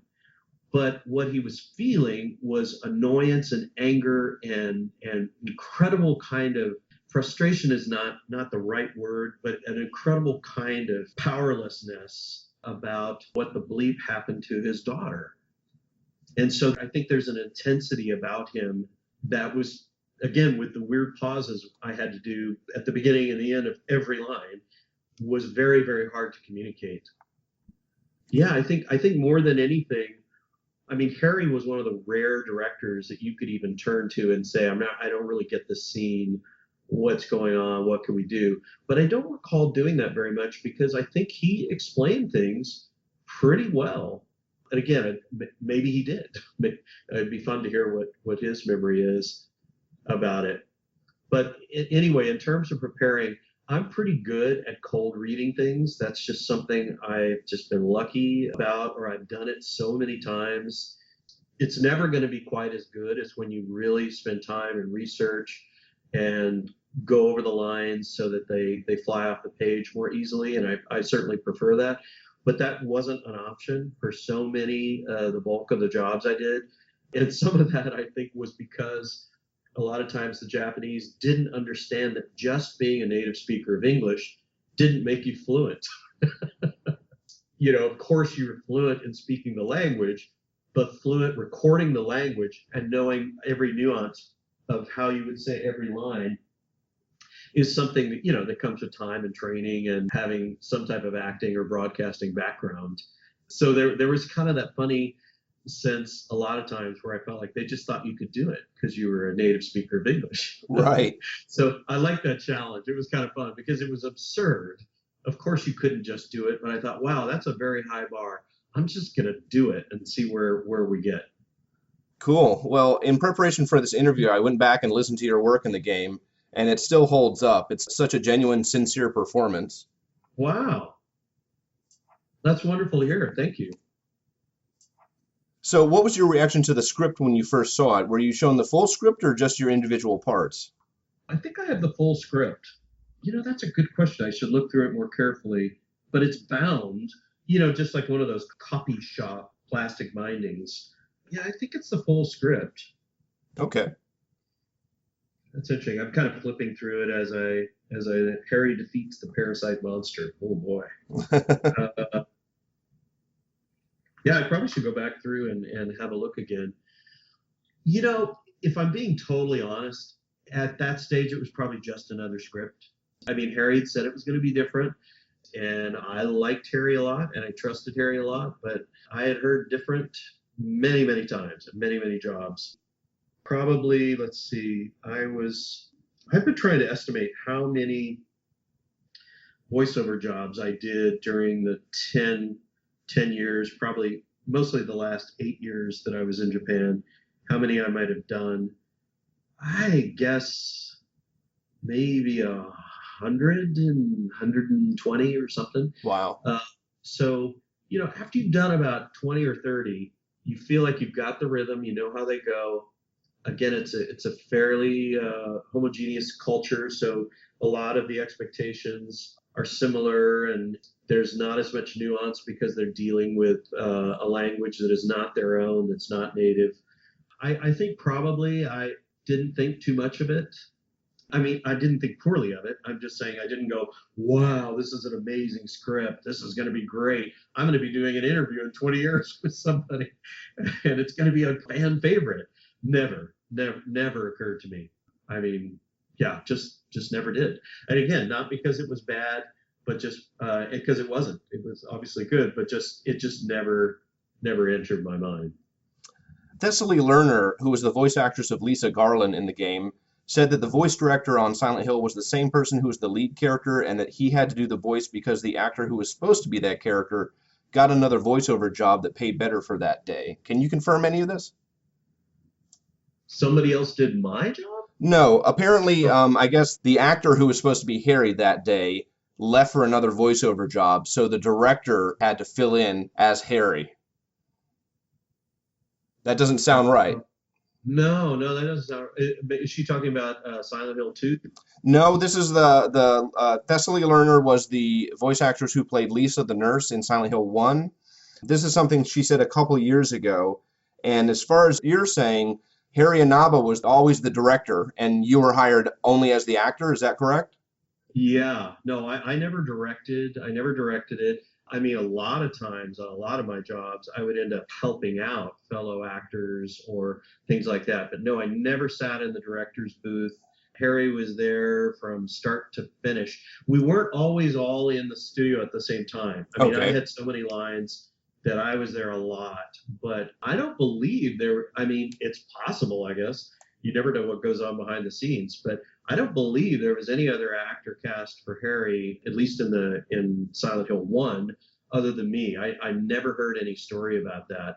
And I'd be surprised if anyone other than Harry Inaba from Konami did any of the directing. But that's kind of a weird story because I didn't see anybody job hopping in Tokyo. That's almost like career suicide to say you're going to do a job and then go do another job or something like that. That's pretty rare. Yeah. So, and I don't remember the name Thessaly. So maybe she brought in from LA or something like that, or I am not sure. Did you have any scenes with other actors when you were doing the voices at the same time? Yeah, I think so. Who did she play again? She was Lisa Garland, the nurse. Oh, you sure it's Thessaly, huh? And I'm not sure if she went by something other than that, but that's the name listed in the credits. Maybe she was just a little confused. Maybe you were giving some advice one day and she thought you were the director. I'm not sure. Maybe. I mean, I was pretty careful not to, overstep my bounds or do that. In all honesty, I think over time, the longer I worked in the Japanese environment, and that sort of the more homesick I got, and the more that I was sort of contemplating coming back to the States, I think in a lot of ways, I might have been a little more sloppy in terms of my work ethic or being there. But what she is describing sounds really, really like dramatic, and I would remember something like that. Yeah, I certainly never did anything like that, and there was just no hopping in the director's seat. That just wasn't done. I mean, I don't know. Maybe there's some interesting, mysterious backstory I don't know about. But the uniqueness of this job was more about the genre that they were working in and trying to do, and really trying to create a mood that was scary. That's what I remember very clearly, and they were very proud of that. Again, I'd heard many times how somebody was going to try to do something different, and it was that kind of crazy time in Tokyo where there was creativity spilling out everywhere. I actually had, again, a crazy side note, I actually got this job once where there was this hip restaurant in Tokyo where every device in the restaurant had a song and a voice associated with it. Wow. So the doors, when you open the doors, they would sing some song like "Welcome," da, da, da, da, da, da, or something like that. I was the toilet. I will tell you right now, I was the toilet, and I was hired to sing "We All Live in a Yellow Submarine" with water in my mouth. We tried that. I finally had to fake it because it was just impossible. So that in the men's restroom, anytime they go and they flush the toilet, it would always sing. So, I mean, that's insane, right? Yeah, that's a different kind of Ridge Racer, isn't it? Yeah, I mean, they probably paid me, I don't know, $2,000 or $3,000 to go in and sing like a toilet. Wow. So I had another job which was really fun for one of their. I used to clown around doing horn sounds when I was on the on mic in between takes and things like that. That sort of thing. And when you add reverb to that, it actually sounds close to a real horn. Not exactly, but close. And I got hired to do a solo on a really famous Japanese jazz band. And they let me write it and everything. And it was hilarious. I was so thrilled. It was almost so cool. I would have done it for free. But that, again, came from clowning around and, doing funny sounds over the mic and things like that. So you tend to remember the more unusual aspects of jobs.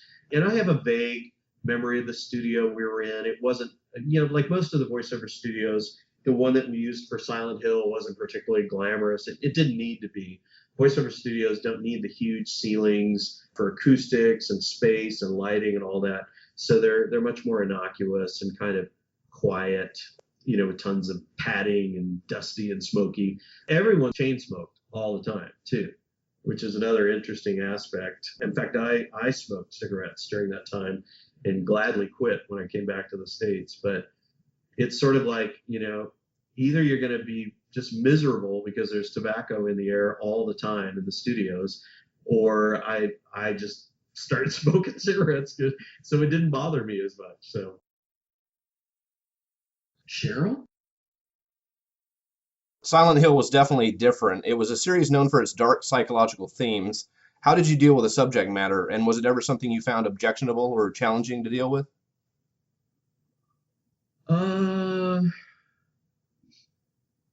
That's a good question.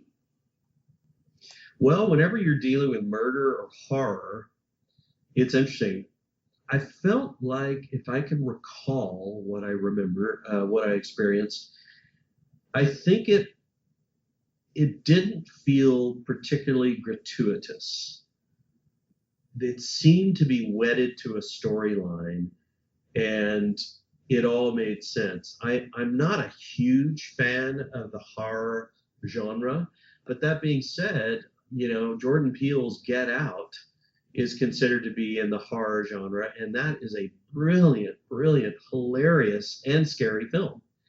But as in that film too, the violence, especially when it's him, being violent later on, the lead, it makes sense, and you're actually rooting. You're ready for it at that point. So I think Silent Hill was probably pretty honest about what was happening, and that it was a scary horror-based theme and story. Now that being said, I love Twilight Zone, Hitchcock, those types of things. It's just a lot of the cheap Texas Chainsaw, Jason, Halloween, all that stuff.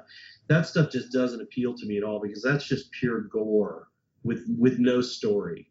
It's sort of like if you watch a pornographic film that's done by professionals, sometimes there's a story there, and you're just like, this story is stupid.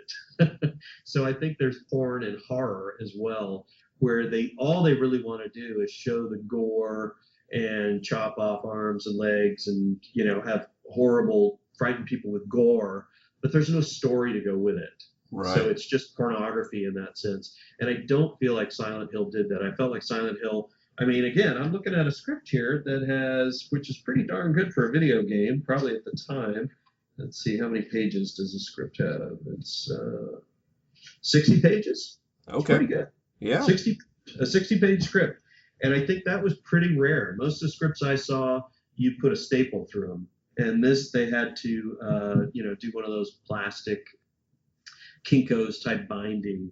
So that's something. I'm sure it was one of the longer scripts I ever worked with in that sense. Did I answer your question? You did. Thank you.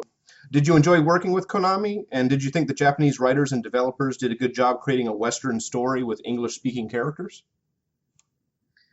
Well, there's many parts to that question. I loved working with Konami because for me, working with Konami was all about Harry Inaba. Maybe I had some jobs with them without him directing. I'm sure that's possible.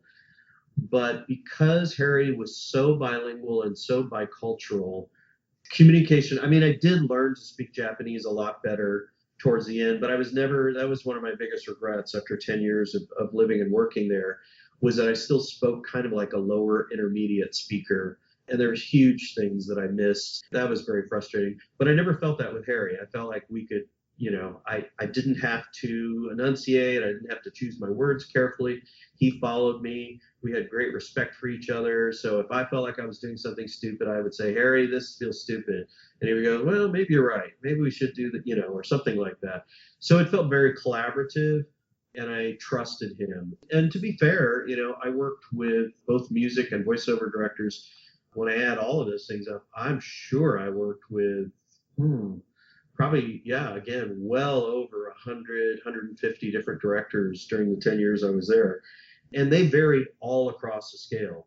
I mean, I worked on a voiceover project once where I had a director telling me the way that I pronounced Tanzania, the country, Tanzania, was incorrect. And it should be Tanzania. And I said, no, nobody says that. Actually, I've looked it up since, and you can find some weird person who says Tanzania or whatever. But, there are moments where you're working, which is so bizarre, at how you would meet a director who would have arrogance in a language that they clearly don't speak natively and have just a real innate sense of what's being said. And they're arguing with you about a pronunciation is hilarious. And I never had that with Harry. He was great. He was also very respectful in terms of, they ask voice actors and singers to do a lot with their voice that can actually harm their voice. So with Harry, I always felt like there was, he said, let's book the screams would be its own separate day. Because at the end of you and I have been talking, we're coming up on 2 hours here. And I can feel at a certain point, my voice begins to get tired and things like that. Most public speaking events you speak an hour, maybe. That's a long time. Most of them are probably more like 15 or 20 minutes. You go to church, the preacher preaches 20, 25 minutes max, and then they're done. They're done. So Harry was really considerate and said, oh, you've got a lot of death screams here. You got to do some screams. Let's book that for Friday. We'll do that at the end of the week. And you probably won't be working on the weekend, which was often true. They tended to be fairly Monday through Friday. And so I appreciated that he cared about our voices. It was so easy to communicate. Let's see, there were 3 parts to that question. Konami, Great, great, great. What'd you say about the script Oh, or? the other part was just, did you think the Japanese writers and developers did a good job creating a Western story with English-speaking characters? Yeah, I think so in the end. I think it still has a really alien feel to it that probably works for the game. And I think part of that weird pause stuff that you were talking about that became part of the game that, again, I shared with you we had to do, I think there's a very interesting thing about Japan, which I kept trying to describe to people. And then finally, that amazing Bill Murray film came out with Coppola, I'm forgetting her first name, wrote and directed, called Lost in Translation. And there is a scene where Bill Murray is brought over, as a famous, U.S. personality, and he's brought over to do some really dumb commercials, which happens. I mean, Michael Jackson did commercials, Harrison Ford did commercials, Stallone, all these people that would never do commercials in American or European culture would come over to Japan and do commercials, and not just because the money was fantastic and they pay him, I don't know, $10 million dollars or some insane amount. It was because the prestige in that culture was high enough that really, if you'd made it, you were doing some type of commercial. Now, it might have been for canned coffee, cold canned coffee, or a funny little pokey snack or something like that. But somehow they got that it was that. But living and working in Japan had with it this strange sense of alienation that movie, Lost in Translation, captured so beautifully.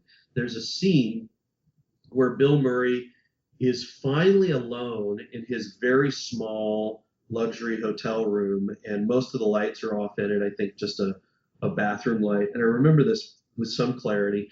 And he sits on the bed, and Sophie Coppola's shot just has a picture of him sitting on the bed silently. And it's like a 30 second, maybe 40-second shot. And that's all it is. And in that shot, because I believe she lived in Tokyo as well for a time, she got that sense of alienation at being a foreigner, being a non-Japanese person living in Japan. Because to some degree, particularly, like Americans, they come over and they begin to get a sense of what it must be like to be a famous person because everybody stares at you constantly. You're on the trains and everybody are staring and they're pointing and they're talking about you.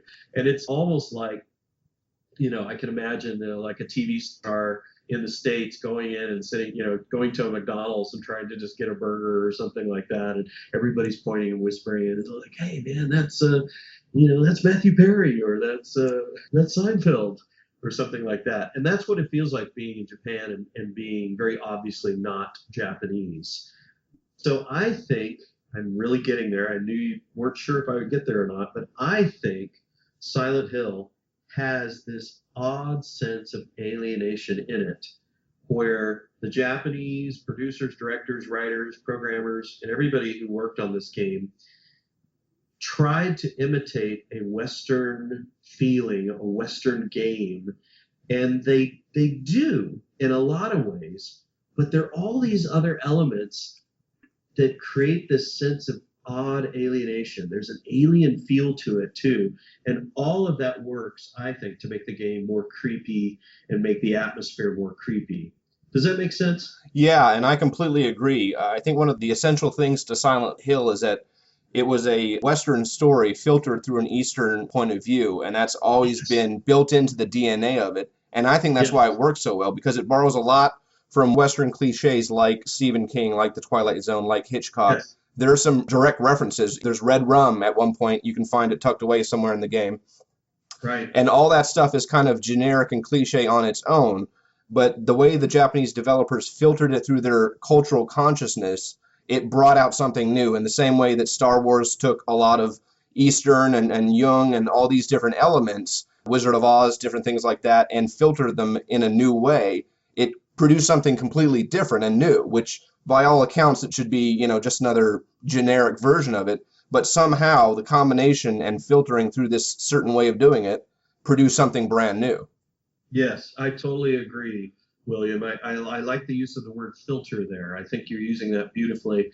And I think that's exactly right. Take these ideas, take this Western thing, and then push it through the filter of Japanese culture. And what comes out is not Japanese and it's not Western, but it's interesting. It's very interesting. And I imagine it worked really well, even though I haven't, like I said, played the whole game. I imagine it worked really well for Silent Hill and some of the odd strangeness you'll feel while playing that. Yeah, and I think that that's a part of its lasting appeal is that it's not just sort of another zombie shooter or some kind of generic story. I think that oddness and that cultural filter is another reason why it stuck around in the public consciousness for so long. Another interesting thing is after Silent Hill 4, Konami sort of farmed it out to Western developers, both in America and Europe, different places to try and get their own spin. It was always owned by Konami, but they would farm it out to different people. And the reception to the non-Japanese versions of that series has always been a little more lukewarm. Some fans are okay with it. They just see it as, this is just the Western version of it, and they're okay. Other fans are a little more vocal in saying, we don't like it because it's, what's the point of a Western story filtered through an Eastern point of view when it's all Western because it misses the point. Uh-huh. So yeah, I've always thought that was kind of intrinsic to Silent Hill, that Japanese point of view. Yeah. Oh, that's interesting. It's really cool to hear all the backstory. We should get the old team together. Let's get in touch with Harry Inaba. Let's get Konami. We'll do Silent Hill 6 or 7 or whatever it is. It'll be like the reunion show or something like that. I'd totally be down for that. Is still around, but. Well, did you have any input on the story and or the translation at all? And were you aware of the multiple endings? I was aware of the multiple endings because we had to record all of those or parts of them. I always pipe up if there's a weird thing in translation. So I mean, I don't see that I marked anything in my script that was a change, but who knows? He might have actually given me like the latest script or something like that. No, I probably would have marked through it. Okay. Yeah, I don't see anything right off the bat. We would always do that because I didn't want to be involved in saying something that no one would ever say or sounded absolutely the wrong word or the wrong pronunciation. Sometimes we just throw our hands up and go, well, doing what we can. But again, my experience with Harry was it really, it's so funny in modern film and theater and voiceover work.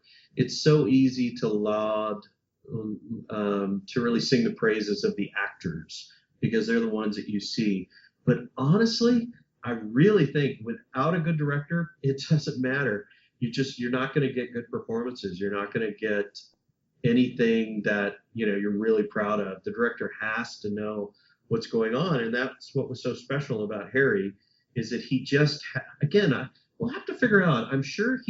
I think he might have gone to school in the States for a while, maybe 3 or 4 years, but he was a rare bird in that sense because I worked lots and lots and lots of directors, and I don't think I ever met anyone that was as bilingual as him and bicultural and humble and humble, but not humble to the point of not directing because you don't want your director to be timid or shy because as an actor, they are your mirror. So if you're doing something poorly, you need them to say, Michael, that sucked. You want to do that again? Maybe there's a nicer way to say it and all that. So I think he was that guy. I don't mean to romanticize it too much, but I guess I do just have really good, solid memories of him. Yeah, just even doing this interview, I want to get back in touch with him again and see how he's doing. Do you have any idea what he's up to? I am not sure if he's still in the video game industry or not. I have a couple points of contact, so I'll definitely have to shoot them some messages, and I'll definitely point you in the right direction. Cool. So for the multiple endings, did you recall that in one possible ending, the game cuts to a shot of Harry unconscious and slumped down in the seat of his Jeep with a bleeding forehead and the car horn blaring, implying that he never survived the crash and everything he had experienced was all in his head, a dream he was having as he lay dying? Do I recall that? Yes, I'm not sure if you were shown that ending, but that is an ending in the game. Yes, I do. I do recall that. And I think I was told about that or I saw it. Yeah. That's actually my favorite ending. It's so compelling. It was the first one I got when my friend and I first played the game in college. I always Uh-huh. imagine that right when the game cuts to that shot, in that moment, Harry dies. Uh-huh. So it was always a very surreal, there's a tragic truth to that ending. Uh-huh. The romantic version is he gets his daughter and he's able to leave. But Right. classic Twilight Zone episode, the end is it cuts to him and he never even left the Jeep. So he crashed in Right. Silent Hill and everything was just a fever dream. And in that last moment, it cuts to him and he dies. That's pretty cool. That's yeah, like you said, it's very Twilight Zone-y, and yeah, the shock of the ending there. Did you know that Harry was actually officially killed off in the sequel to the first game, Silent Hill 3? And how do you feel about that? No, I didn't know. I didn't know. Huh. Resurrected for our reunion tour. That's right. I'm sure we can figure something out. It's actually a deeply poetic and touching scene. I was shocked when I first saw it. For me, Oh it wow. for me, it underscored the fact that you can never really escape Silent Hill. It's a tragic scene, which was done very tastefully. Huh. That's cool. That's very, very cool. Yeah, I'll have Yeah, to show you the link for the interesting. third game. I am realizing too that we can probably fill in the blanks. I don't know if there was any good reason why I didn't get involved with Silent Hill 2 and 3, other than I moved back to the States. And maybe they just assumed that I didn't want to fly back to Tokyo to do it, or they didn't want to do it in LA. But it was an enjoyable process and everybody liked everybody. So it wasn't, there was no bad reason that I wasn't involved. But that's so fascinating. I mean, you just never know what's going to take off, what's going to track, what's going to get traction. It's so interesting. And like I said, I didn't know any of this had happened until Denis Murphy reached out to me and said, "Oh, do you know this game's?" And then I would meet game programmers or whatever, and I go, "Oh yeah, I used to do voiceovers," and they would say, "Well, have you done anything?" And I said, "Well, I did Silent Hill," and they'd be like, "Oh, my." So I realized it was a thing, but it's still kind of funny. It's funny to be involved with something and have no idea that there's this whole other thing that happens. So Oh yeah, well for me it's kind of like the Beatles. So you would be John or Paul, in the spectrum of Silent Hill versus the Beatles, and the importance that you had on that series. A lot of people prefer the second game. It got a lot deeper into some psychological issues, and the technology was a little better, so it looked a little prettier. But for me, right. Silent Hill is always going to be number one, and a big part of that is because of Harry's character and performance, and you played no Oh, small part in that. oh, well, I want to be John. If I get to choose a Beatle, I want to be John Lennon. Okay, you'll be John then. That's official now. That's canon. Okay, there we go. Besides voicing Harry in Silent Hill, do you recall if you voiced any other parts in the game? Because towards the end, there's a scene with a group of four people talking around a bed. I think two are doctors. And it sounds like you're one of them. Do you remember voicing any other parts other than Harry in the game? It's entirely possible. I would have to listen to it. I can recognize my voice very easily. I very rarely only did one voice. So this was an unusual project where I guess they wanted Harry to be so sacrosanct that I didn't do others, but certainly might have. I mean, something like that, Doctor Number Two or whatever, Doctor Number Three. Yeah, it was only about two lines or so. It wasn't a very big part at all. Yeah, it certainly could have been. Yeah, send me. I could probably clarify that if you send me some links. Is the entire game in its entirety online at YouTube Yeah, now? so there are a couple different YouTube links. I can send them to you. One is just a full playthrough, meaning it has the cutscenes and the full gameplay. And there are Cool. other versions where people have done this for multiple games because, especially nowadays, there's a lot of cutscenes, very cutscene heavy games nowadays. So a couple people have just whittled it down to just the cutscenes, and they call it the movie of the game. And so you basically get all the story beats and all the voiceover and the cutscenes all together. I think the one I have is about maybe 2 hours long, so I can definitely send you that link. Oh wow, that's very cool. You didn't have any idea how big the series had become. Oh no, nothing, not at all. No, and a lot of that had to do with I kind of walked away from the industry, and when I moved back to Santa Barbara, and really began focusing on music, and then even walked away from that, really in search of something just fresh, new, something like that. And that's when I started writing the Great American Novel, sort of around, I guess it would have been around the year 1999, 2000, and started writing prose for a change after writing songs and things like that. So I didn't even, I guess I'm funny that way. I felt like, I always thought, oh, it'd be fun to get back into voiceover work. And I've certainly know people, even just stuff locally here in town could be fun. But I wasn't, I don't know. I felt like I did it. I did a lot. It was great. It paid the bills. I loved it. It was fun. It was creative. But now I kind of want a new challenge. I want to try something different. And I've never written a book, an actual piece of prose. And I've gotten very intrigued in that and learning how to be a writer. So, and then I had a spate of about 15 years in between there where I actually started a technology company to pay all the bills. It was an Apple technology company. And I sold that a couple of years ago to get back to writing. And I'm super happy to be not in the tech world anymore. It was successful. It paid all the bills. It was great. We're still paying the mortgage on a house as a result, but it was fun, and I guess I'm just kind of that type of person. You can probably see from my Skype handle here, it's still my old business handle called Mix Max. And we were an Apple support and repair company here in town. So yeah, I'm super happy to be back to doing creative stuff now, and I love.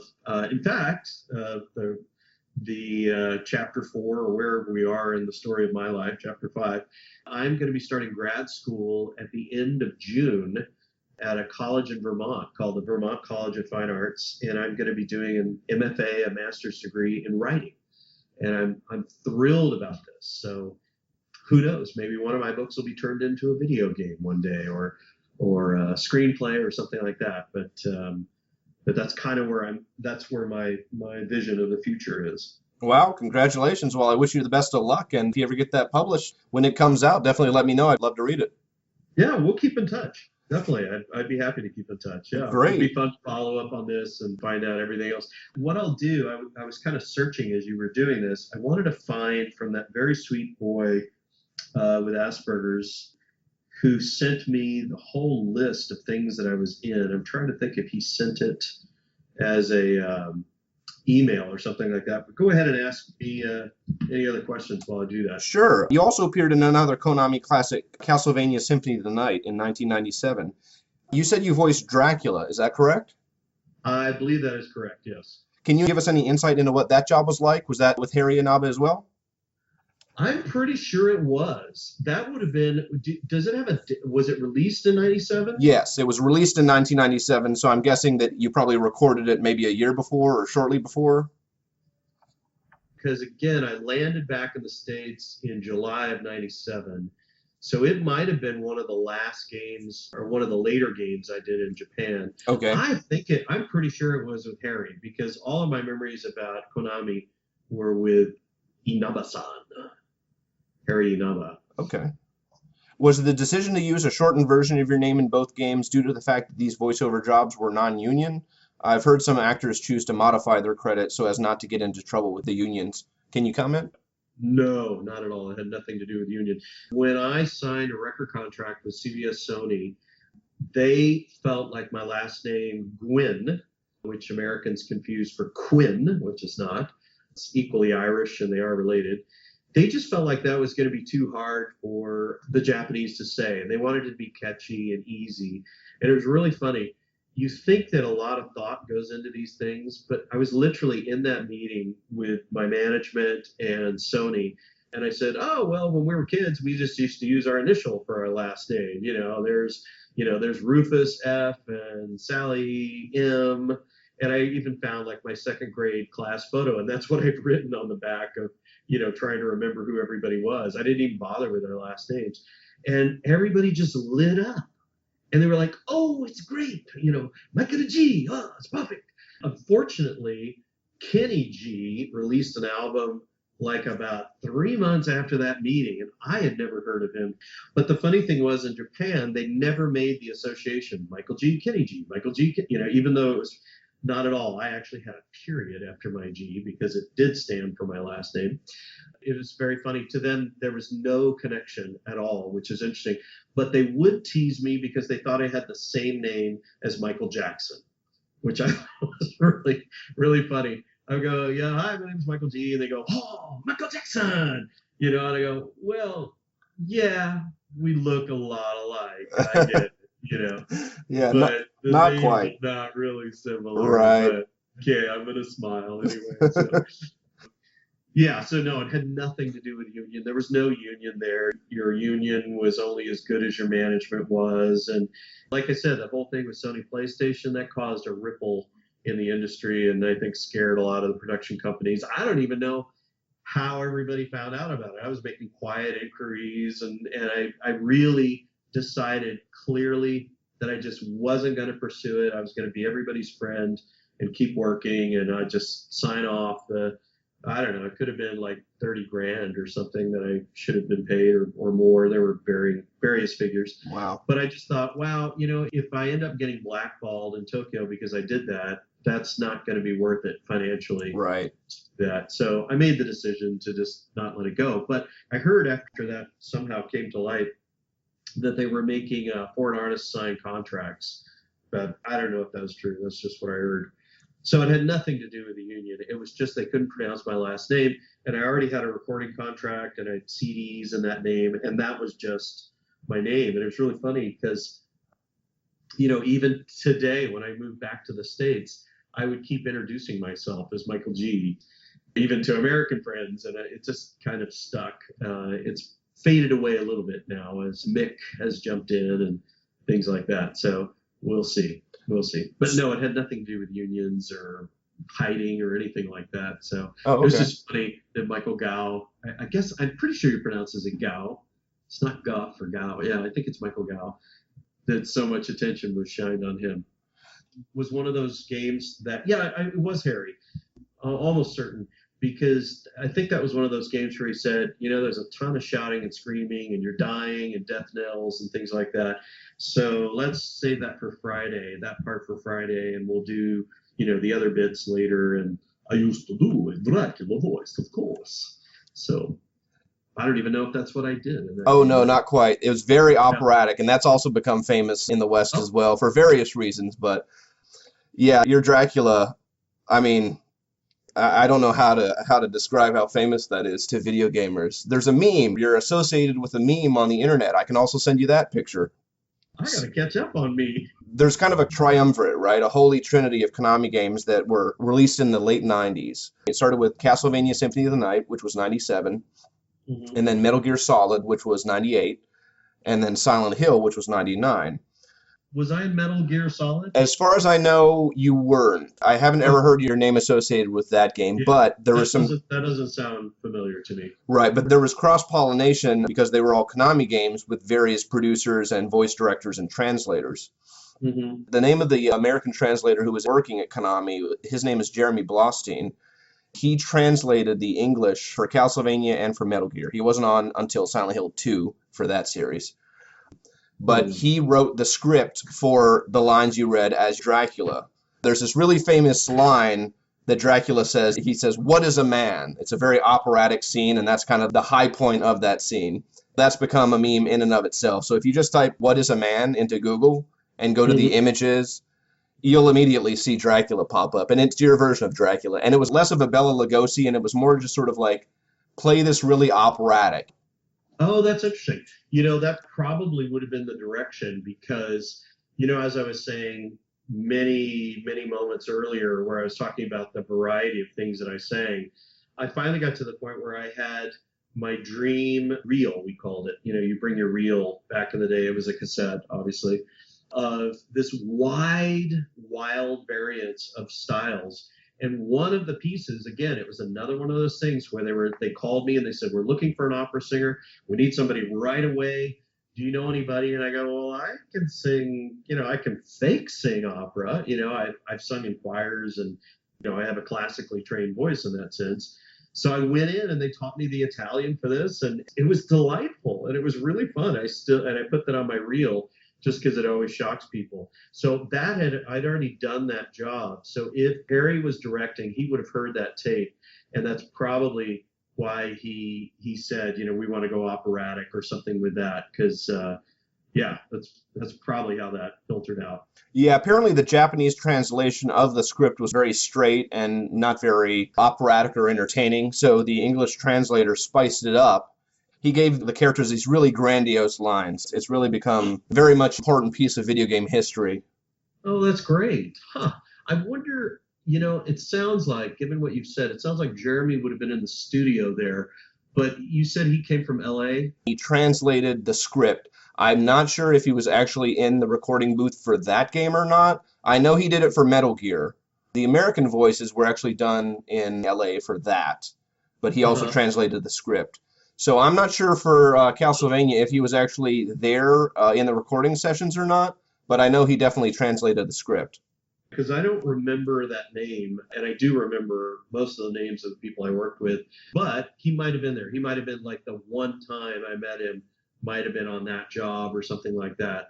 But Harry and I had such an easy relationship that I think Harry was usually excited to hire me and when I got the job, and I was equally excited to work with him. So we probably didn't need, a third person, but he might, who knows, he might have been in there. I just don't have a clear memory of meeting a Jeremy at that point, but maybe Yeah, I did. I think you probably would have remembered him, but you worked with Scott McCullough on Castlevania, is that right? Well, that's interesting. I wonder what did Scott again, Scott was one of my idols. I even told him, I said, Scott, I just think you're 1,000 times better than I am at all of this. And I really, and he was such a nice guy. He was so, he was like almost embarrassed by that. I didn't say it in a terrible way because, I had my own resume and had done my own stuff. And he was very complimentary of that as well. But honestly, I mean, that guy was just born to talk. He just had such a beautiful voice. Do you remember who he played in Castlevania? He's credited as playing Richter Belmont. I'm not sure if you remember, but there's a prologue sequence that starts the game, and it has Richter confronting Dracula, and they have a short fight, and then it flashes forward, and the main character, Alucard, who is played by, I can't remember his first name, but his last name was Belgrade. And Robbie. Robbie yes, Belgrade. Yeah, yeah, yeah. Or and he Robbie. played the main character. Alucard was Dracula's son, and he plays the Yeah. main character Robbie, after that. Robbie was a bass. Oh, Robbie, yeah. Robbie. Oh yeah. Oh, I remember. And Robbie was a musician too. He was a really good musician. I think he actually played bass, and he had this really deep voice. So Oh, yeah, yeah. both he and Scott. Very memorable voice. I'm sure. Yeah. I'll have to see. I think Robbie might still be there. He might still be in Tokyo. I still have a few friends that are working in the business. Well, there's actually a Kickstarter for a new game by the director and designer of Symphony of the Night. It's called Bloodstained, and it's the same kind of 2D style action game in the Metroidvania series. It's Castlevania done like Metroid, where you're exploring different rooms, and it's got a very specific layout with a map. But Robbie is actually scheduled to do like an extra voice, like as a special character that they haven't announced yet. They Oh have wow. they have other lead characters that they've already announced, but I guess this was like an Oh, extra for the Kickstarter, and they got him because of his association with the Castlevania Symphony of the Night job. So I am not sure if he's still in Japan or not. Maybe because if he got cast in that, that's probably a good indicator that he might still be over there. Maybe.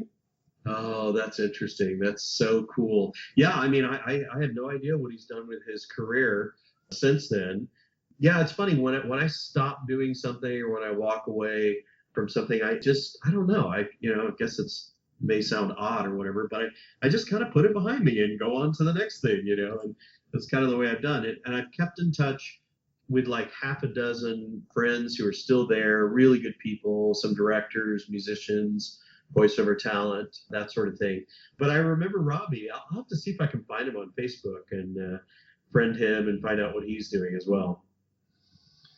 So did you remember working with Scott McCullough on Castlevania? I did. I think we might have done some scenes in the booth together. Like those fight scenes, we might have actually shared a booth, likely on two separate mics, that sort of thing. I had very few jobs with him. I knew him because there would be larger groups of people. And really, what he was so good at was more commercial stuff. Like, I didn't know him as an actor as much as I knew him as an amazing radio DJ. He just had the most beautiful voice for that. And I think he did tons of high end voicing for like sound logos and things like that. Like the bottom to his voice was so resonant and he just had this really nice crackle to it and everything. So Yeah, in my sense, he was really the quintessential voice. There was another guy, Ward Sexton, who everybody said was like super famous and super great and the number one, low voice narrator who was there and certainly got all the jobs and was completely bilingual as well. But I always thought Scott was better, to be honest. No offense to Ward or whatever, but I really like Scott's voice better. In addition to being a talented voiceover artist, you're also an accomplished musician and incredibly talented writer. Can you describe some of the things that drive you creatively? Could you just say that one more time? No, no, I'm kidding. Well, if it's not obvious by now after talking for this long, I love to laugh. I love humor. Anything that makes me laugh is good. If it happens to be me that's making me laugh, that's fine. I don't even care. I love, I think it's one of the high arts. For my birthday last month, my wife took me to a surprise trip to LA and we went to the Comedy Store, and I had never been to the Comedy Store. And there is a series right now on Showtime that is just brilliant called I'm Dying Up Here. It's a fiction. I mean, it's written. It's a written series about the birth of this comedy club in the early mid 70s, and then it was run by a woman. Well, oddly enough, this woman Mitzi, the real woman who had run it, had just died like 3 or 4 days before my birthday when we'd been there. So it was a very interesting journey to go there and see where Richard Pryor and Robin Williams and Gary Shandling and so many of the greats got their start in stand up. So there's a big part of me that in my writing, I'm trying to capture writing that makes people laugh, but also has poignancy. I've shared this with friends and things like that, but there was a movie that really changed the way I looked at comedy. And it wasn't a great movie. It was kind of like a B grade movie, I'd give it, but it was with Tom Hanks and Jackie Gleason called Nothing in Common. Jackie Gleason was Tom Hanks's father in this movie, and he'd been a super famous vaudevillian comedian.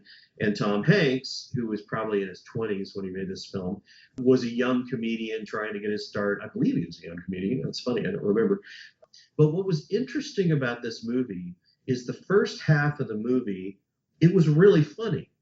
There were a lot of jokes and nobody was taking anything too seriously, or the comedy came out of the brutal stuff of the father-son relationship was so broken, but they made it funny. And then something happened in the movie, and about midway it started getting more serious. And I had never seen a film do that before. I'd never seen a piece of theater that was both funny and poignant, and you began to see the beauty and the pain and the messy perfection that was their relationship.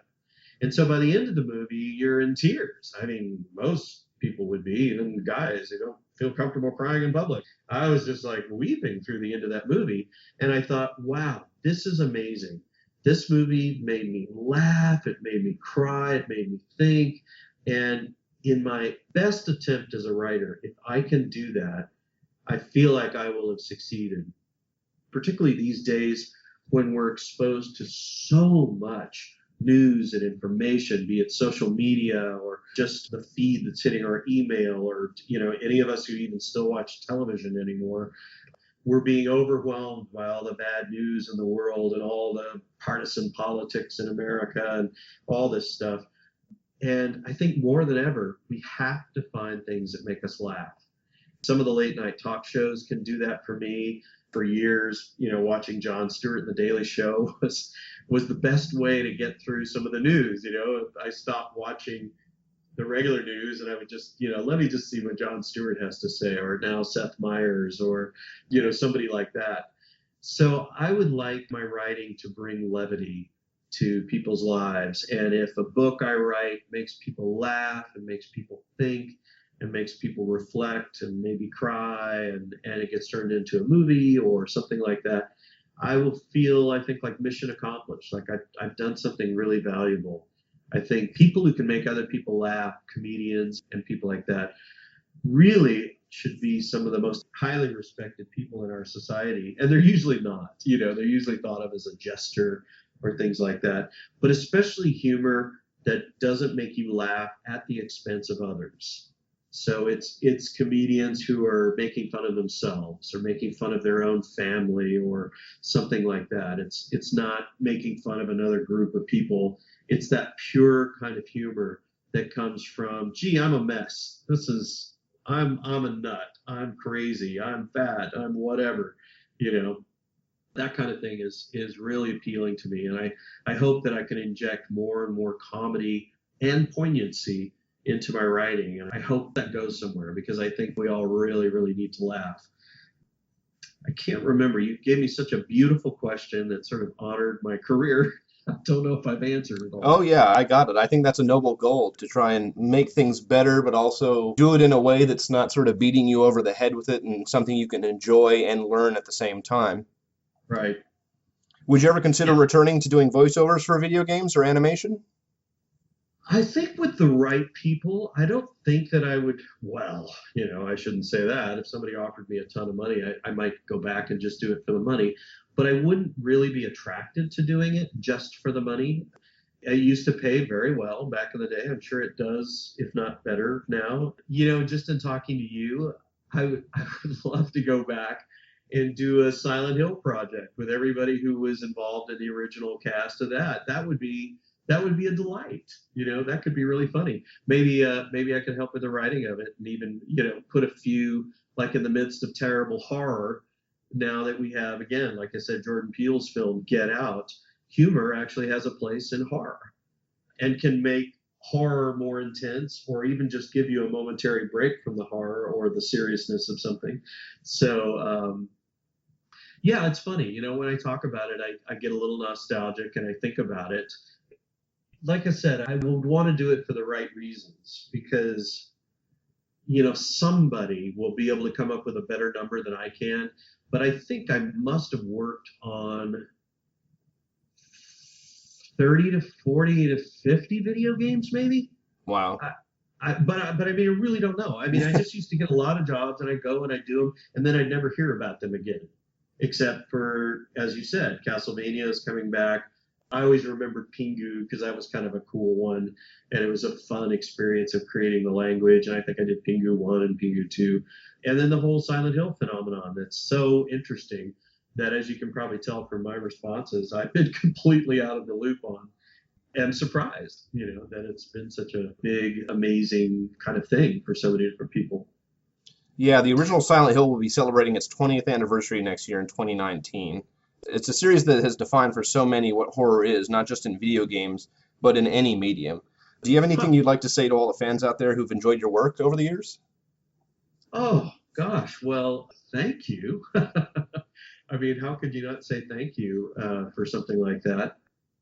Yeah, I'm truly honored.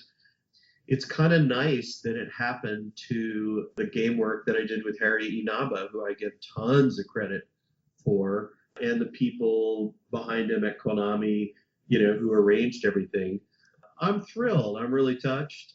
I would love to actually see the entire piece, once or play the game. I think that would be kind of interesting. I have a 14-year-old son who we've sort of kept away from video games, but that's failing quickly. And so he's really thrilled by this and was really got a kick out of it because, it's sort of like I'm not in any way famous, but it's really funny when you hear famous people, their kids talk about them and their kids like have no idea that they're famous, and so, so and so's whoever is really famous, Brad Pitt's kids are just like, yeah, you got a booger hanging from your nose, dad, or something, something like that. They don't think he's handsome or funny or anything like that.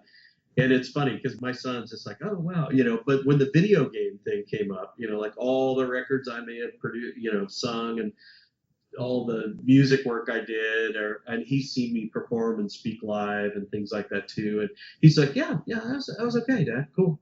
But the video game thing is the only thing I've really seen him light up about. So it's kind of funny. And I'm sure he'll get a kick out of this interview as well. The big thing now is Twitch and live streaming where people will go and they'll play the whole game. They'll just sit down and record themselves playing it. So maybe one day we can get you to sit down and play Silent Hill and take us through it step by step. Well, that'd be fun. That'd be a lot of fun. I got to bone up on things before that, though. Sure, yeah, we can give you the videos to research and everything. It's a tough game. Wow. What's next for you? Well, as I said, I've been writing a memoir about my youth in Texas. I have a couple other books kind of queued up as well. And I'm most excited about learning, and I'll say this to whoever listens to this, if anyone is going into any kind of creative field, be it writing or music or acting or dance or anything, I would encourage them to get an education in that and not be that guy or that girl who says, oh, yeah, I never took a guitar lesson ever in my life, and I just play like this and I'm good. I would say get an education. And like I think I said earlier at some point, if you're good without a lesson, imagine how amazing you would be if you actually studied the guitar for 2 years. Imagine how much more your songwriting, your performance, your ability to create can grow because you actually trained. And get away from the vanity of saying, oh, I never studied. I mean, I was so glad that I had years of stage work behind me before I got my first voiceover job. I was really, really glad. And the funny thing was, it was almost sort of incidental. I loved theater. I never imagined I would do anything other than act in front of the camera. But to act behind the microphone was thrilling. It was super fun. So all of that work and all that training and all those directors who said, no, that's not good, I don't like that, do it again. And all of that work of reading, the works of acting teachers and directors, all of that comes in and helps you. I don't do a lot of reality TV, but one of our favorite shows that we enjoy is called So You Think You Can Dance. And what's really cool about this show is that they take people, any kind, it's a whole audition process like American Idol and all that. But once they get down to their final 16 or 12 or 10 or whatever it is, they're all put through this program of having to dance in all of these different styles. And it's a much more interesting film because you see hip hop dancers who suddenly have to go into modern dance or tap even. And vice versa, you see a ballerina who suddenly has to do a hip hop routine or something like that. And so it's fascinating. And you realize, and what they end up telling a lot of these street artists who are so good at what they're doing in terms of hip hop, but they're struggling when it gets to the modern dance and other things. They're saying, you gotta, and they often get bumped because they can't go farther in the process. They say, you gotta go to school. Come back and audition in a year for the show, but go to school in the meantime. And so I really just encourage all young creative people and all middle-aged creative people like me to study. There is no great holiness about never having studied and suddenly you're just really good at this and you never need to take another lesson because you can just be so much more than that. I used to have this long conversation too about, and it's a sacred conversation because there's some people who think Neil Young is Jesus. I think Neil Young is an amazing songwriter, but I to this day will say that if Neil Young had studied voice, he would have been a much more amazing singer. And as a result, even though his tunes are great, he would have written even greater tunes if he could sing better and actually play guitar better. But his thing was he wanted to be self-taught, I guess. So anyway, I'm sure I'll get hate mail for that if there is. We can always edit it out if we need to. Right, just take that part out.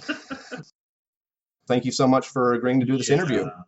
Well, you were super nice, William. I really appreciate your patience, and you're obviously really good at what you do as well. So, yeah, thanks a lot. It's been really fun to kind of talk about this and hear more. And I think you could fill me in on some of the other gaps in my knowledge. And sure, I'll send you those links we talked about.